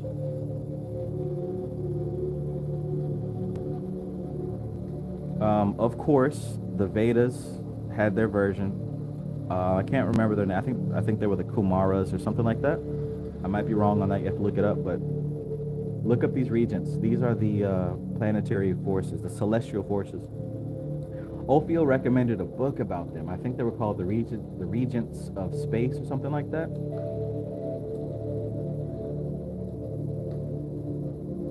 But yeah, I'm gonna keep repeating my framework for like a long ass time because like I found a system that works and I want you guys to get it.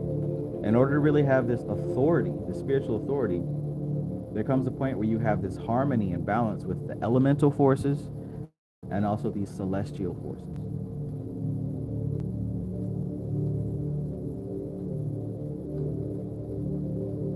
Because both of these forces are what build reality.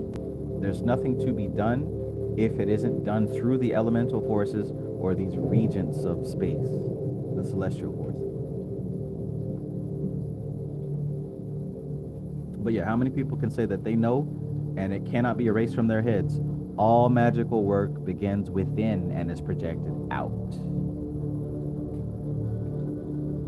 As Butler said, this is one of the first principles of magic, and it must always be kept in mind. It must be so built into the magician's consciousness that nothing can obliterate it, for it is a true touchstone of safety. Right? I saw somebody earlier post in the chat about, magic is dangerous or something unless you have the right protection. Well, I can't assume that I know exactly what they were talking about, but protection does not exist outside of you. I'll tell you that much. As I have said several times, it's not a crystal, right? It's not a crystal.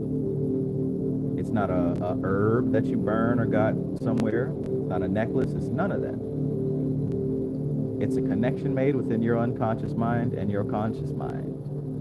Because I could give my lucky unicorn pin to somebody, and it would not be a lucky unicorn pin to them unless they have that connection made within. So we're talking about protection. I hope that you're talking about a framework of understanding and not some object that you carry in your pocket.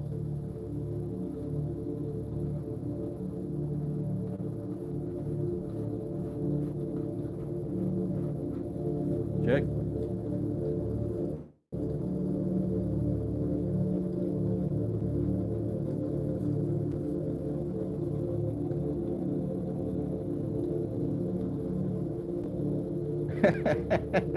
all this is kind of funny because like whenever you hear people, like say for example, if you're a technician or you work on cars or like you're an engineer or a painter or something like that, it's like you can say, oh yeah, I've been doing this for 40 years, for 30 years, and you can expect that because they had their hands on these tools and these machines, that they understand what they're doing because they've been doing it for 40 years. But the same is not to be said about magic, right?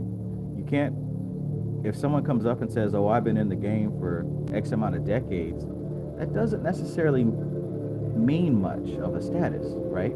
Because you can have a framework that doesn't get you consistent results for 40 years, right?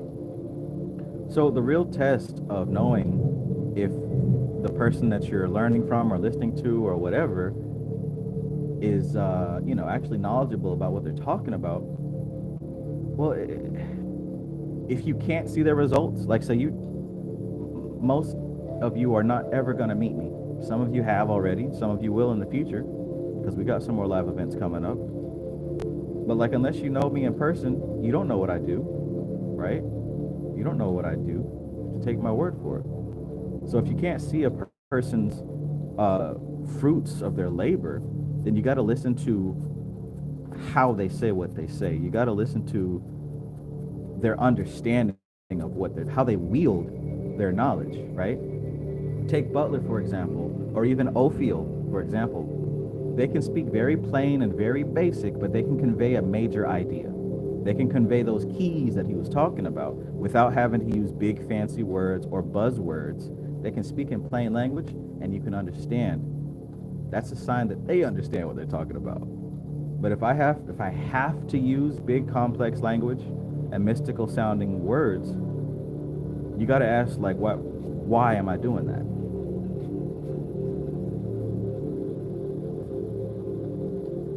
So what does that mean for you? For you, that means, do you understand what you're doing? Are you able to translate your frameworks in such a way that you can show and prove that you understand what you're doing? Not to me, but to yourself.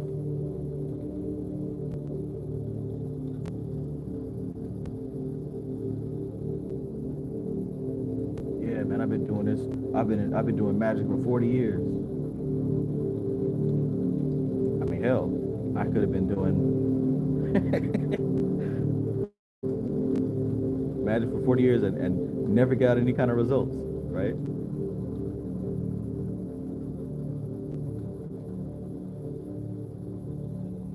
Especially if I can't make it plain. All right, so let's wrap it up here.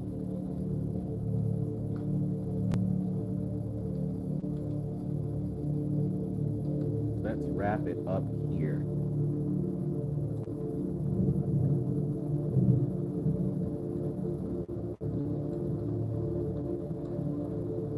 Hans Benefield says, did you call them the causal plane or something like that, Trav, when it was talking about the different levels of consciousness we come from? You could say that.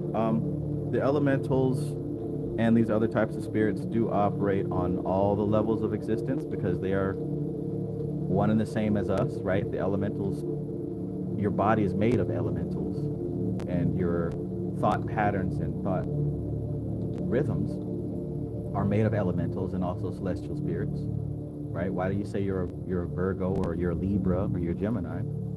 Because that's the celestial influence upon your matter. That's the celestial influence upon your elemental parts. Your bones of earth, your blood of water, your lungs of air, your vibrancy of fire. All those are the elements, but they're conditioned by the celestial forces. So they have an effect on the physical plane and the etheric plane and the astral and the causal. But until we acknowledge them as aspects of ourselves, then we consider ourselves aspects of them. You see how that goes? Until we recognize that those forces are aspects of ourselves, we consider ourselves as aspects of these forces.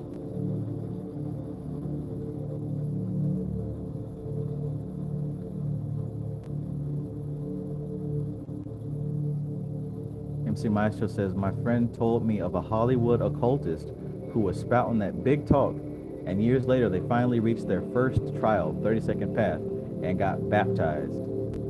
See? You can go based off of the way somebody dresses, or like they might use words that you don't understand, but at the end of the day, it's just like anything else. Like, how do you know somebody knows what they're talking about? Can they help you understand it? That's one way. That's not the only way. All I'm illustrating here is, just because somebody says, oh, I have this accolade and I've been doing it for this long, that's not enough to go off of for this type of work. That's what I'm saying. All right. So again, let's finish this up.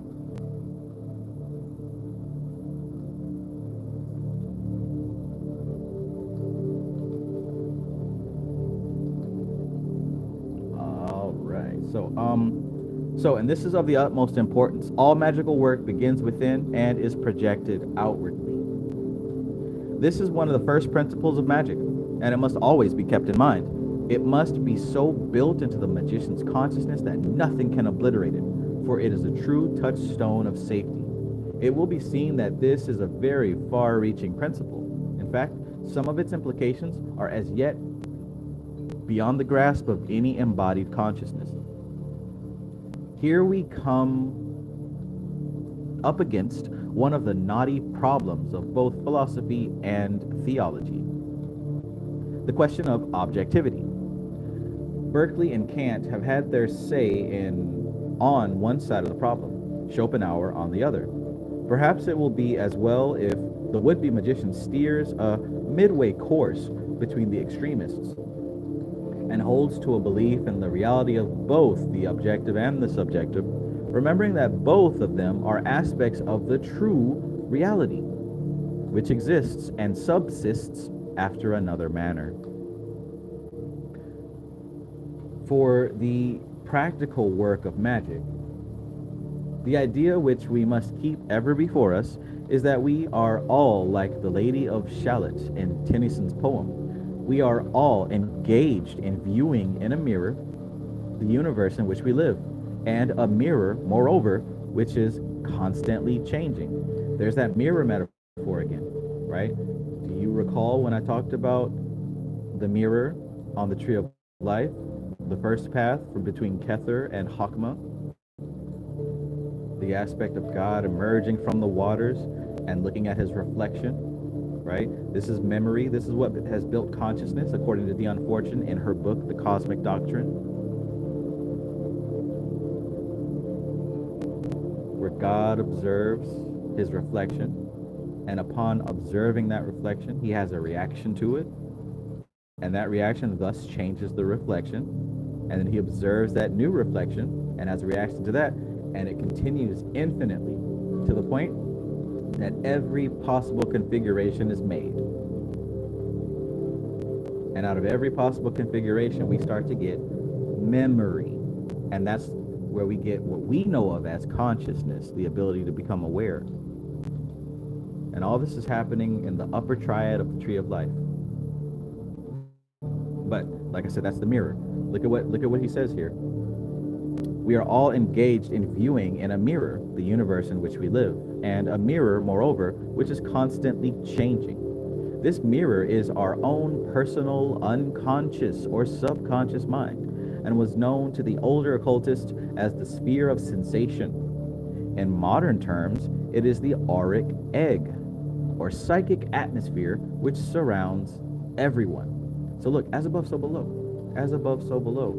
You observe your reality, you have a reaction to it, that reaction causes your reality to change, and you observe that, and it causes you to have a reaction to it, and that reaction causes the reflection to change, and it literally echoes and repeats. And this is what builds the flavor of your aura. This is what builds the color of your aura. I said this before, your consistent thoughts, your consistent imaginations, your consistent actions, your consistent beliefs and behaviors, all this creates your aura, right? And all of this adds a pressure into the astral plane, right? Which is causing a reaction, which you're going to observe on some level, and then you're going to have a reaction to it, and it's going to keep on bouncing up throughout all of existence. From the most subtle levels to the most dense levels, this is what life is. This is what's happening. And if you're not aware of it, I mean, you're just a part of it. You're just looking, how do I say it? It's like you're setting off a chain reaction of explosions, and at no point are you aware of it. You're just setting off firecrackers. You're knocking over dominoes, and they keep falling over and causing a bigger and bigger chain reaction. You can also call this karma, and it doesn't stop when you die.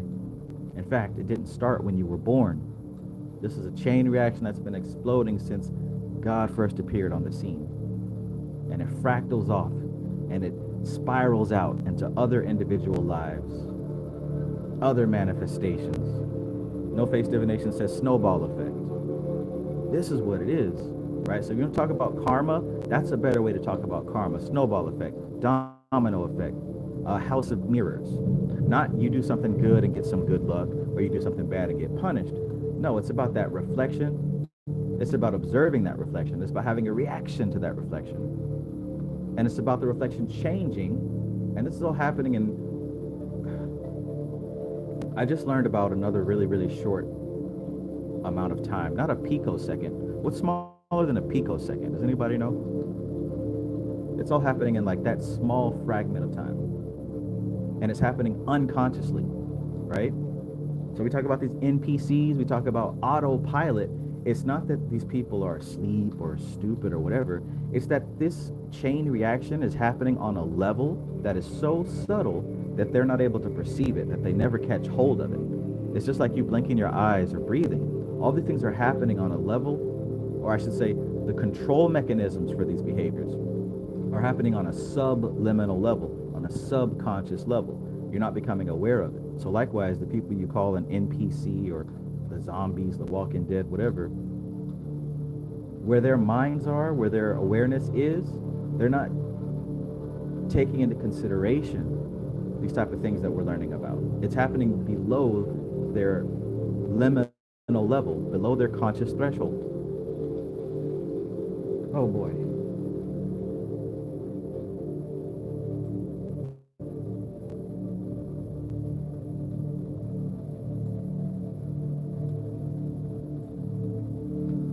Richard Tracy says, it's nuts that you just shared that about auras, because I'm teaching a student to improve their clairvoyance right now and what contributes to the color of their aura. And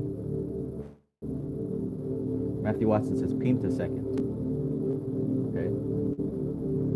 There was some second that I heard of the other day. I wish I wrote it down.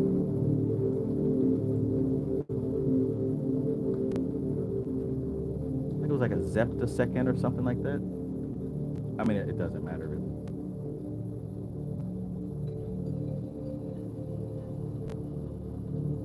Wayne M says, reminds me of 2 Corinthians 3:18, being transformed into the same image from one degree of glory to another. Yep.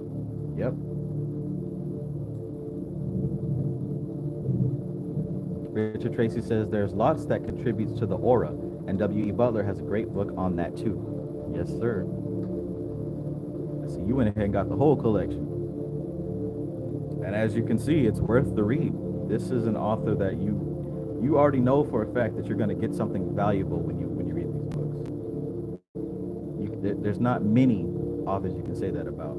There's a handful, but this guy's definitely one of them.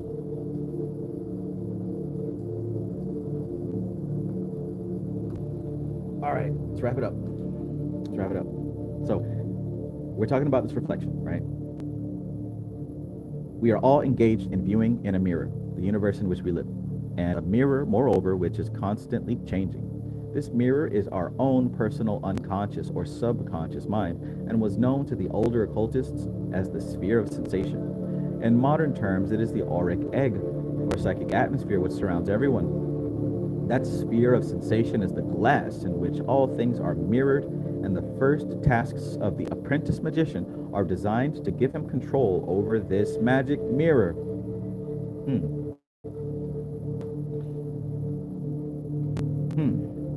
That sphere of sensation is the glass in which all things are mirrored. There's your mirror. That's your immediate mirror that you can start with.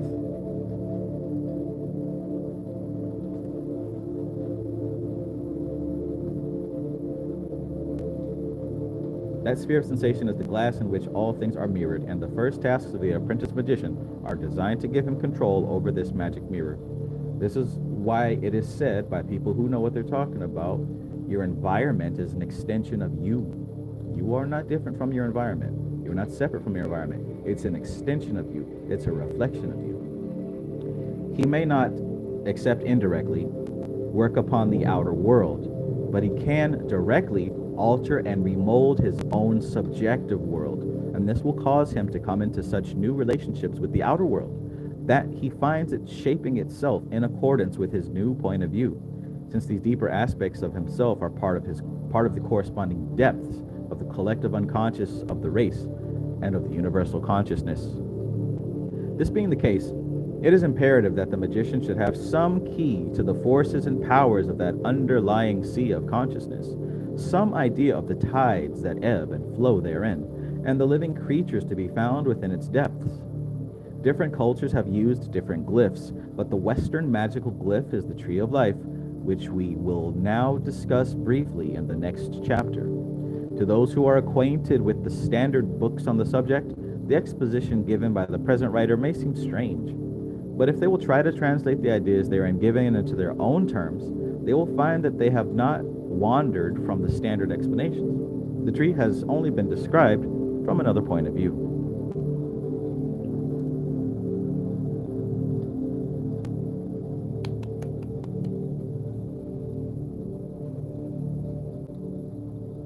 Alligator says picosecond, 0.00000000001 seconds. That might have been it. That might have been it. Cat's passionate perspective piece. MC Maestro says sounds like a correct change in NLP. It does. Got ourselves a well-formed outcome here.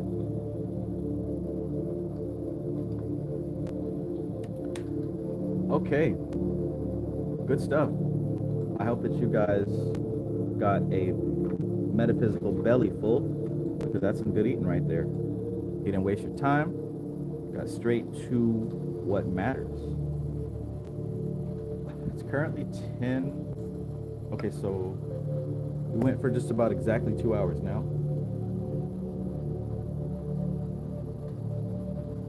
Exactly 2 hours now. Just how long is chapter 3?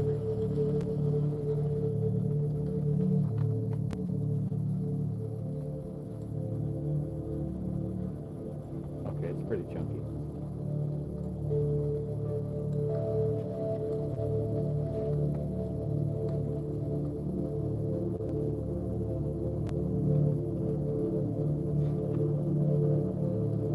Yeah, I'd have to blaze through it if we were going to do that.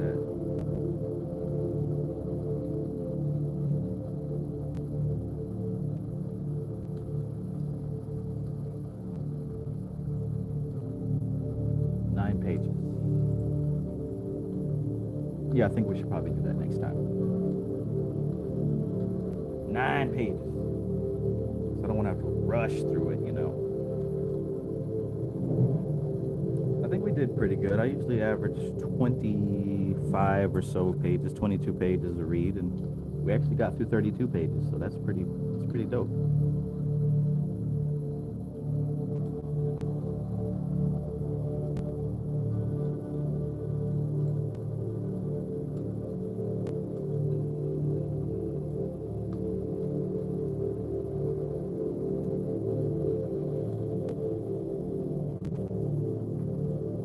Alright, well, no rush, right? No rush. This is special information that's hard to get a hold of, and I'm sincerely grateful. I'll have to check. I don't remember if it was this one or the next one that Veronica gifted to me, but I appreciate you, Veronica. Thank you very much, because without you, I wouldn't have this book. It's a At this point, the price is done jacked up to astronomical levels. All right, you guys. So we're gonna wrap it up here, and we'll continue next Saturday. We're gonna keep this going. Be aware that, as well as these Saturday book reads, on Tuesdays, I'll be releasing a fresh episode of our podcast, The Limitless Mind. You can find that right here on the YouTube channel. Check that out. As soon as I figure out the podcast stuff on those other websites, I'll put them there too. I'm not a podcast guy. I don't listen to podcasts, so I don't know anything about that. But if nothing else, you'll be able to find the podcast right here every Tuesday. I'm still playing with what time. It'll either be 6 p.m. or 8 p.m. But check that out, Tuesdays. And then Thursdays, of course, we have the membership live streams. So if you want to be a part of those discussions, if you want to share your experiences and have some behind-the-scenes info, go ahead and join the membership. There's also content being constantly added within. We're still working on a few things, but there is some good content within the membership right now. Like I said, more things to come as well. And I mentioned that I had a class coming up at the end of this month. That's definitely happening. Now, for the past couple of months, we were working on a Goetia class. But in putting together this class on Goetia, I started putting together what I now call my 5 principles, my 5 fundamental frameworks of successful magic. And to be honest, what I think I'm going to do is like a last minute change. Might push the Goetia class to November. But I think I'm going to go ahead and put out a class on fundamentals of successful magic, right? So pretty much frameworks, keys that you can apply and integrate into your process, right? Because when we all start out, we're kind of just trying stuff. Some stuff works, some stuff doesn't. But I've been doing this long enough and paying attention to myself and studying all these books, hundreds of books since I started. And I've been able to put together some key frameworks that can allow anyone really to have the process of having successful magic each time. So if you're interested in that, we're going to be offering that in a few weeks, just a few weeks. So let me know if that's something you're interested in. Let me know if you'd rather just jump into a Goetia class, or if you want to learn the fundamentals of successful magic consistently. Either way, it's happening at the end of this month. I miss doing the live classes, so we're going to have a live class. I'm thinking about doing it the way Brother Panic does it. You know how he teaches a couple hours on both Saturday and Sunday. I'm thinking about doing it that way. We'll have some pre-recorded stuff in that class, but I think that we might go with teaching it live on the weekends, so everybody can get some hands-on experience and be able to ask their questions and whatnot. Really, so I can make sure that I'm not going too complicated and too in-depth.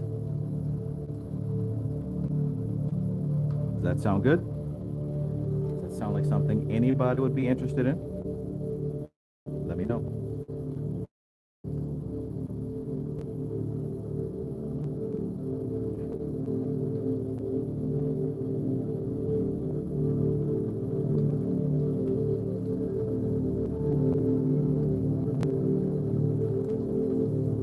And as I mentioned about this Goetia course, as I mentioned last year, those of you who were students of the Spirit Summoning Master System, where we talked about how to safely summon any spirit that you can work with, I promised that if you took that class when I opened it, I was going to give you 50% off of the Goetia class when it was ready. So that still stands firm, right? So anybody who's a student of my Spirit Summoning Master class, you're still going to get the Goetia class at half off. But yeah, that's where we're at. Tuesday, podcast. Thursday, live stream. Saturday, book read. And we back in there. All right, everybody. Gonna wrap it up now. I appreciate your time.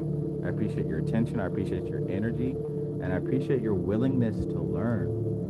Right? Your willingness to get this information. Because, man, this stuff right here, they're not talking about this.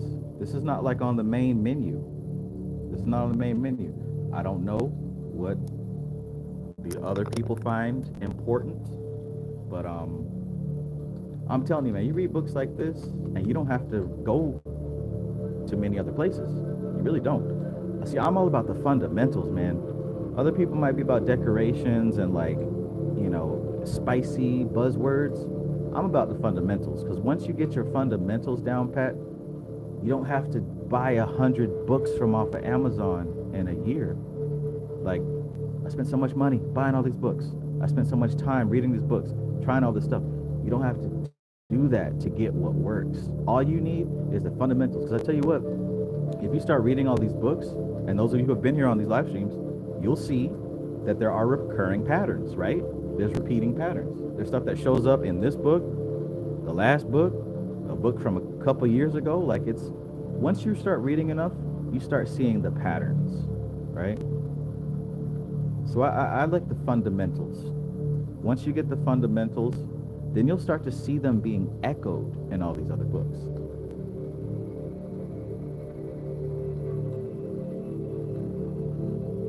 To be honest, like MC Maestro said, even I still got weak points. Going over the fundamentals is great.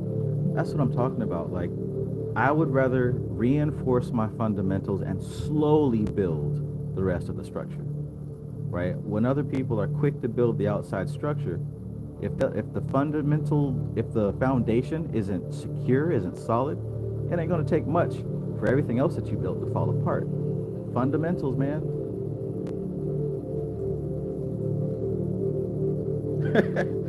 Alligator says they be talking about candles, sage, and crystals.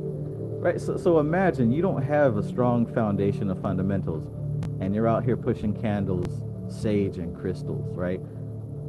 Like, listen to that. You're putting all the power in a 99-cent candle, in a $5 candle, in a $12 candle. You're putting all your power in some $200 crystal you bought, right? Because somebody said that it was magical. But if you had your fundamentals straight, you could pick up a rock on the road or in the forest and put that thing to use. Because I tell you what, all these little bitty ground up rocks that are part of the gravel and the sand used to be part of some giant crystal or some giant mountain at some point in the Earth's history, right? So what makes that little tiny grain of sand or that rock that you kick on the road, what makes those rocks any different from that $300 candle you know you shouldn't have bought, but you got it anyways because somebody on TikTok said you needed that. MC Maestro says putting it in the power of $90 CMOS. Right? You only paying the magic of somebody's business. That's the magic of somebody's marketing and advertising. You can go to, see, and I was doing that. Right? When I first found out about CMOS, I bought the expensive CMOS. And that lady had terrible customer service, treat me any kind of way.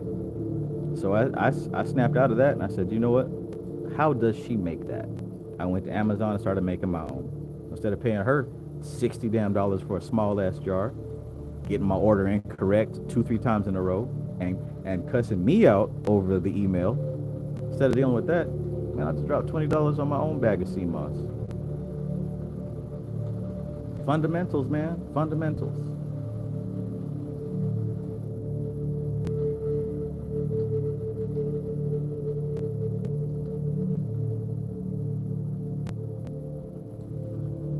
All right. Wayne M says Durana Darshan alone takes the cake. Yes, it does, man. Yes, it does. If you're like me, it's like certain key books that are always within arm's reach, right? Durana Darshan is one of those. Chatwa Shooty is one of those. Expert Secrets is one of those. Mystical Kabbalah is one of those. These are books that are like, they're part of my aura now. They've been a part of my aura for years. Wherever I am, you'll find those books.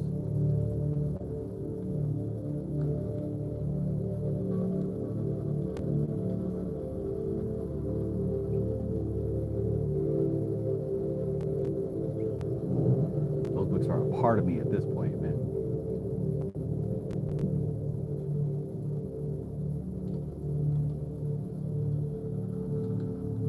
Matthew Watson says, that's been my whole goal for this year. I just humbled myself and went back to basics. Yeah, man. Because like the word advanced is so exciting, right? Oh, the advanced stuff. Let me get to that. And you know what I'm saying? We get into the advanced stuff and we say, oh, I intellectually understand this. This ain't advanced. But just like what Butler said in this book, it's not the data.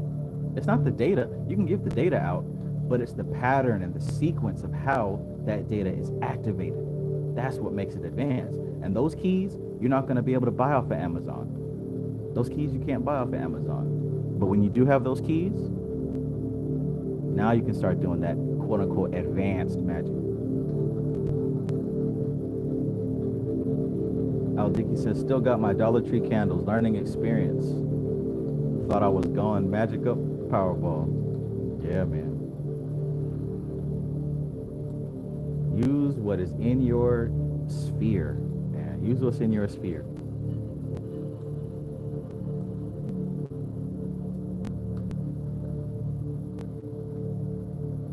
Visual OD says, CMOS cheap in Jamaica. I bet.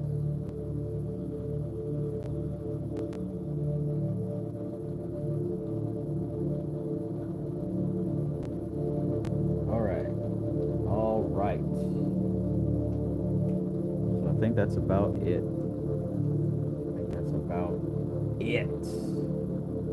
See you guys next time. Like I said, Tuesday, podcast. Thursday, live stream. Saturday, book read. And we're going to keep it consistent. And here's a tip, man. Here's a tip. I haven't exactly talked about the past couple of months that have been very troublesome for me. But I can say that by the end of it, I really felt like I had fallen from whatever spiritual status that I felt I was, right? I felt like I was less than what I used to be. Because I wasn't meditating, I wasn't doing my mantras, like I wasn't putting in the work like I used to. I wasn't reading. I fell off big time. And I was kind of ashamed about that, man. Like, it sucked. So instead of beating myself up, I really had to turn and do some NLP on myself, right? And I had to do consistent NLP because one dose wasn't enough. I had to try 2 or 3 different techniques. I really had to work myself back. You know what I'm saying? I really had to work myself back. But here's something for you. If you feel like you fell off, if you feel like you're not where you used to be, first off, I want to say life is all about change. So things are going to change. You might call it falling off, but that may not necessarily be what it is. You might be in a new place that requires new lessons and new experiences, right? So I'll get that out the way first. But another thing is if you did fall off and you know you're supposed to be doing something that you're not doing, and it's hard to get motivated, it's hard to step back up and get back in that place you were, don't beat yourself up. Instead, sit your ass down and take the time to really think about, right, clearly define. I talked about on the last live stream on Thursday. If you didn't see the Thursday live stream, about this sigil will solve all your problems. If you didn't see that live stream, go back and watch it. But like I said there, the first thing you want to do is clearly identify where it is that you used to be. Clearly identify what it was like. What were you doing, right? When you were in that previous state that you feel like you fell down from, what kind of food were you eating? What kind of music were you listening to? What kind of videos were you watching? What kind of books were you reading, right? What kind of things were you putting into your aura, into your atmosphere, into your subconscious mind? What kind of things were you energizing yourself with? What kind of visions were you having at that time, right? The words that you were speaking, like what were you doing in that high point? I don't care if it was 10 years ago. I don't care if it was a couple months ago or a year ago. Think about what you were doing in that time. And then ask yourself, am I still doing those things? The answer is going to be hell no. What you put in is what you get out. So if you find, who knows how we got here, right? You stop going to the gym one day, then you stop going for a week, and you haven't been in 6 months. It just happens, right? But the important thing is not to find out why. That's a waste of time. Figure out what. What are you doing or what are you not doing? So take yourself back to when you were in that high point. Figure out the things that you are feeding yourself, not just physically, but also spiritually, mentally, emotionally. Ask yourself if you're still feeding yourself those things. And if not, implement them in your diet. Get back to those motivational videos. Get back to the podcast you were listening to, or the book you were reading, the picture you had on your wall. Maybe you changed your background on your phone, right? And maybe that background was a reminder of one of your goals. What is it that you haven't been feeding yourself? Re-implement that into your diet. Because we're dealing with states here, right? And these states are fed by what you give your five senses. You're feeding yourself. You're putting yourself into an emotional state, and you cannot behave outside of your state. So right now, if you're in a quote unquote fallen state, you're going to always be there until you change your state. All right. So I hope that that's helpful information.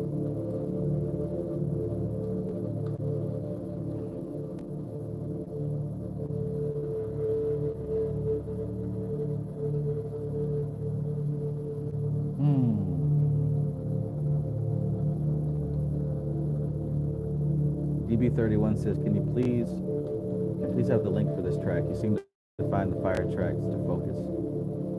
Yeah. Let me copy and paste it into the chat here for you.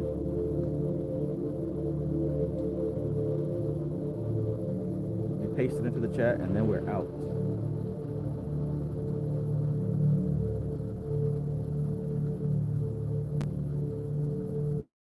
Tell me, how am I supposed to live without you?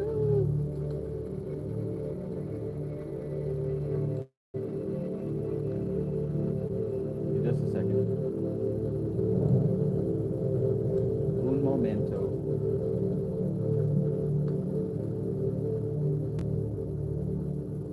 I'm grabbing the link for this fire background track.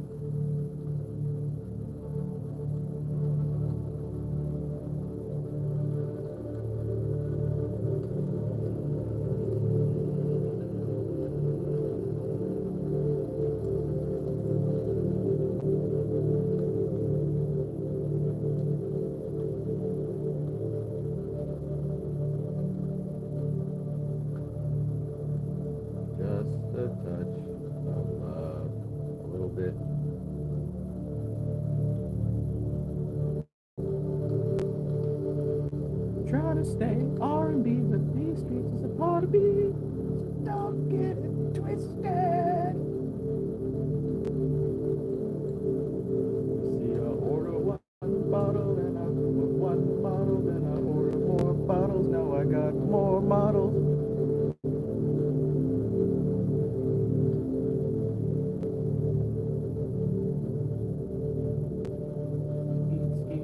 Skeet, weatherman, about to make it rain.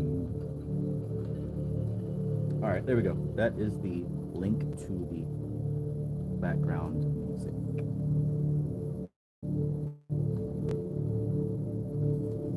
Oakley dokley.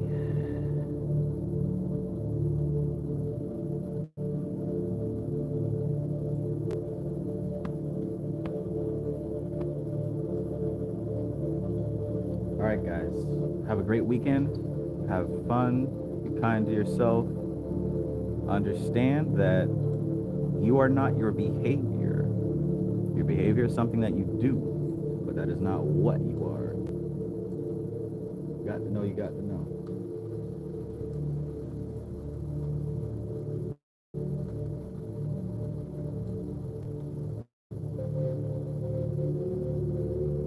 Sometimes you can still be right and it feel wrong. Just because it feels wrong doesn't mean that it's wrong, not always. Sometimes you got to go through some stuff.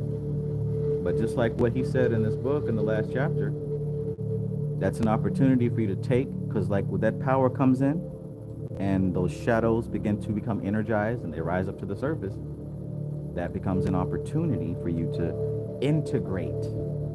Not fight, not run, but integrate.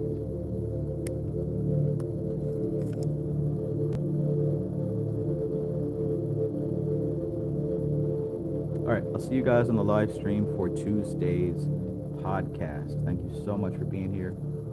Have an excellent weekend. This is TK Trav, aka Travis Magus, here with LVX777. I love you guys. Peace. Peace, Framestar Films.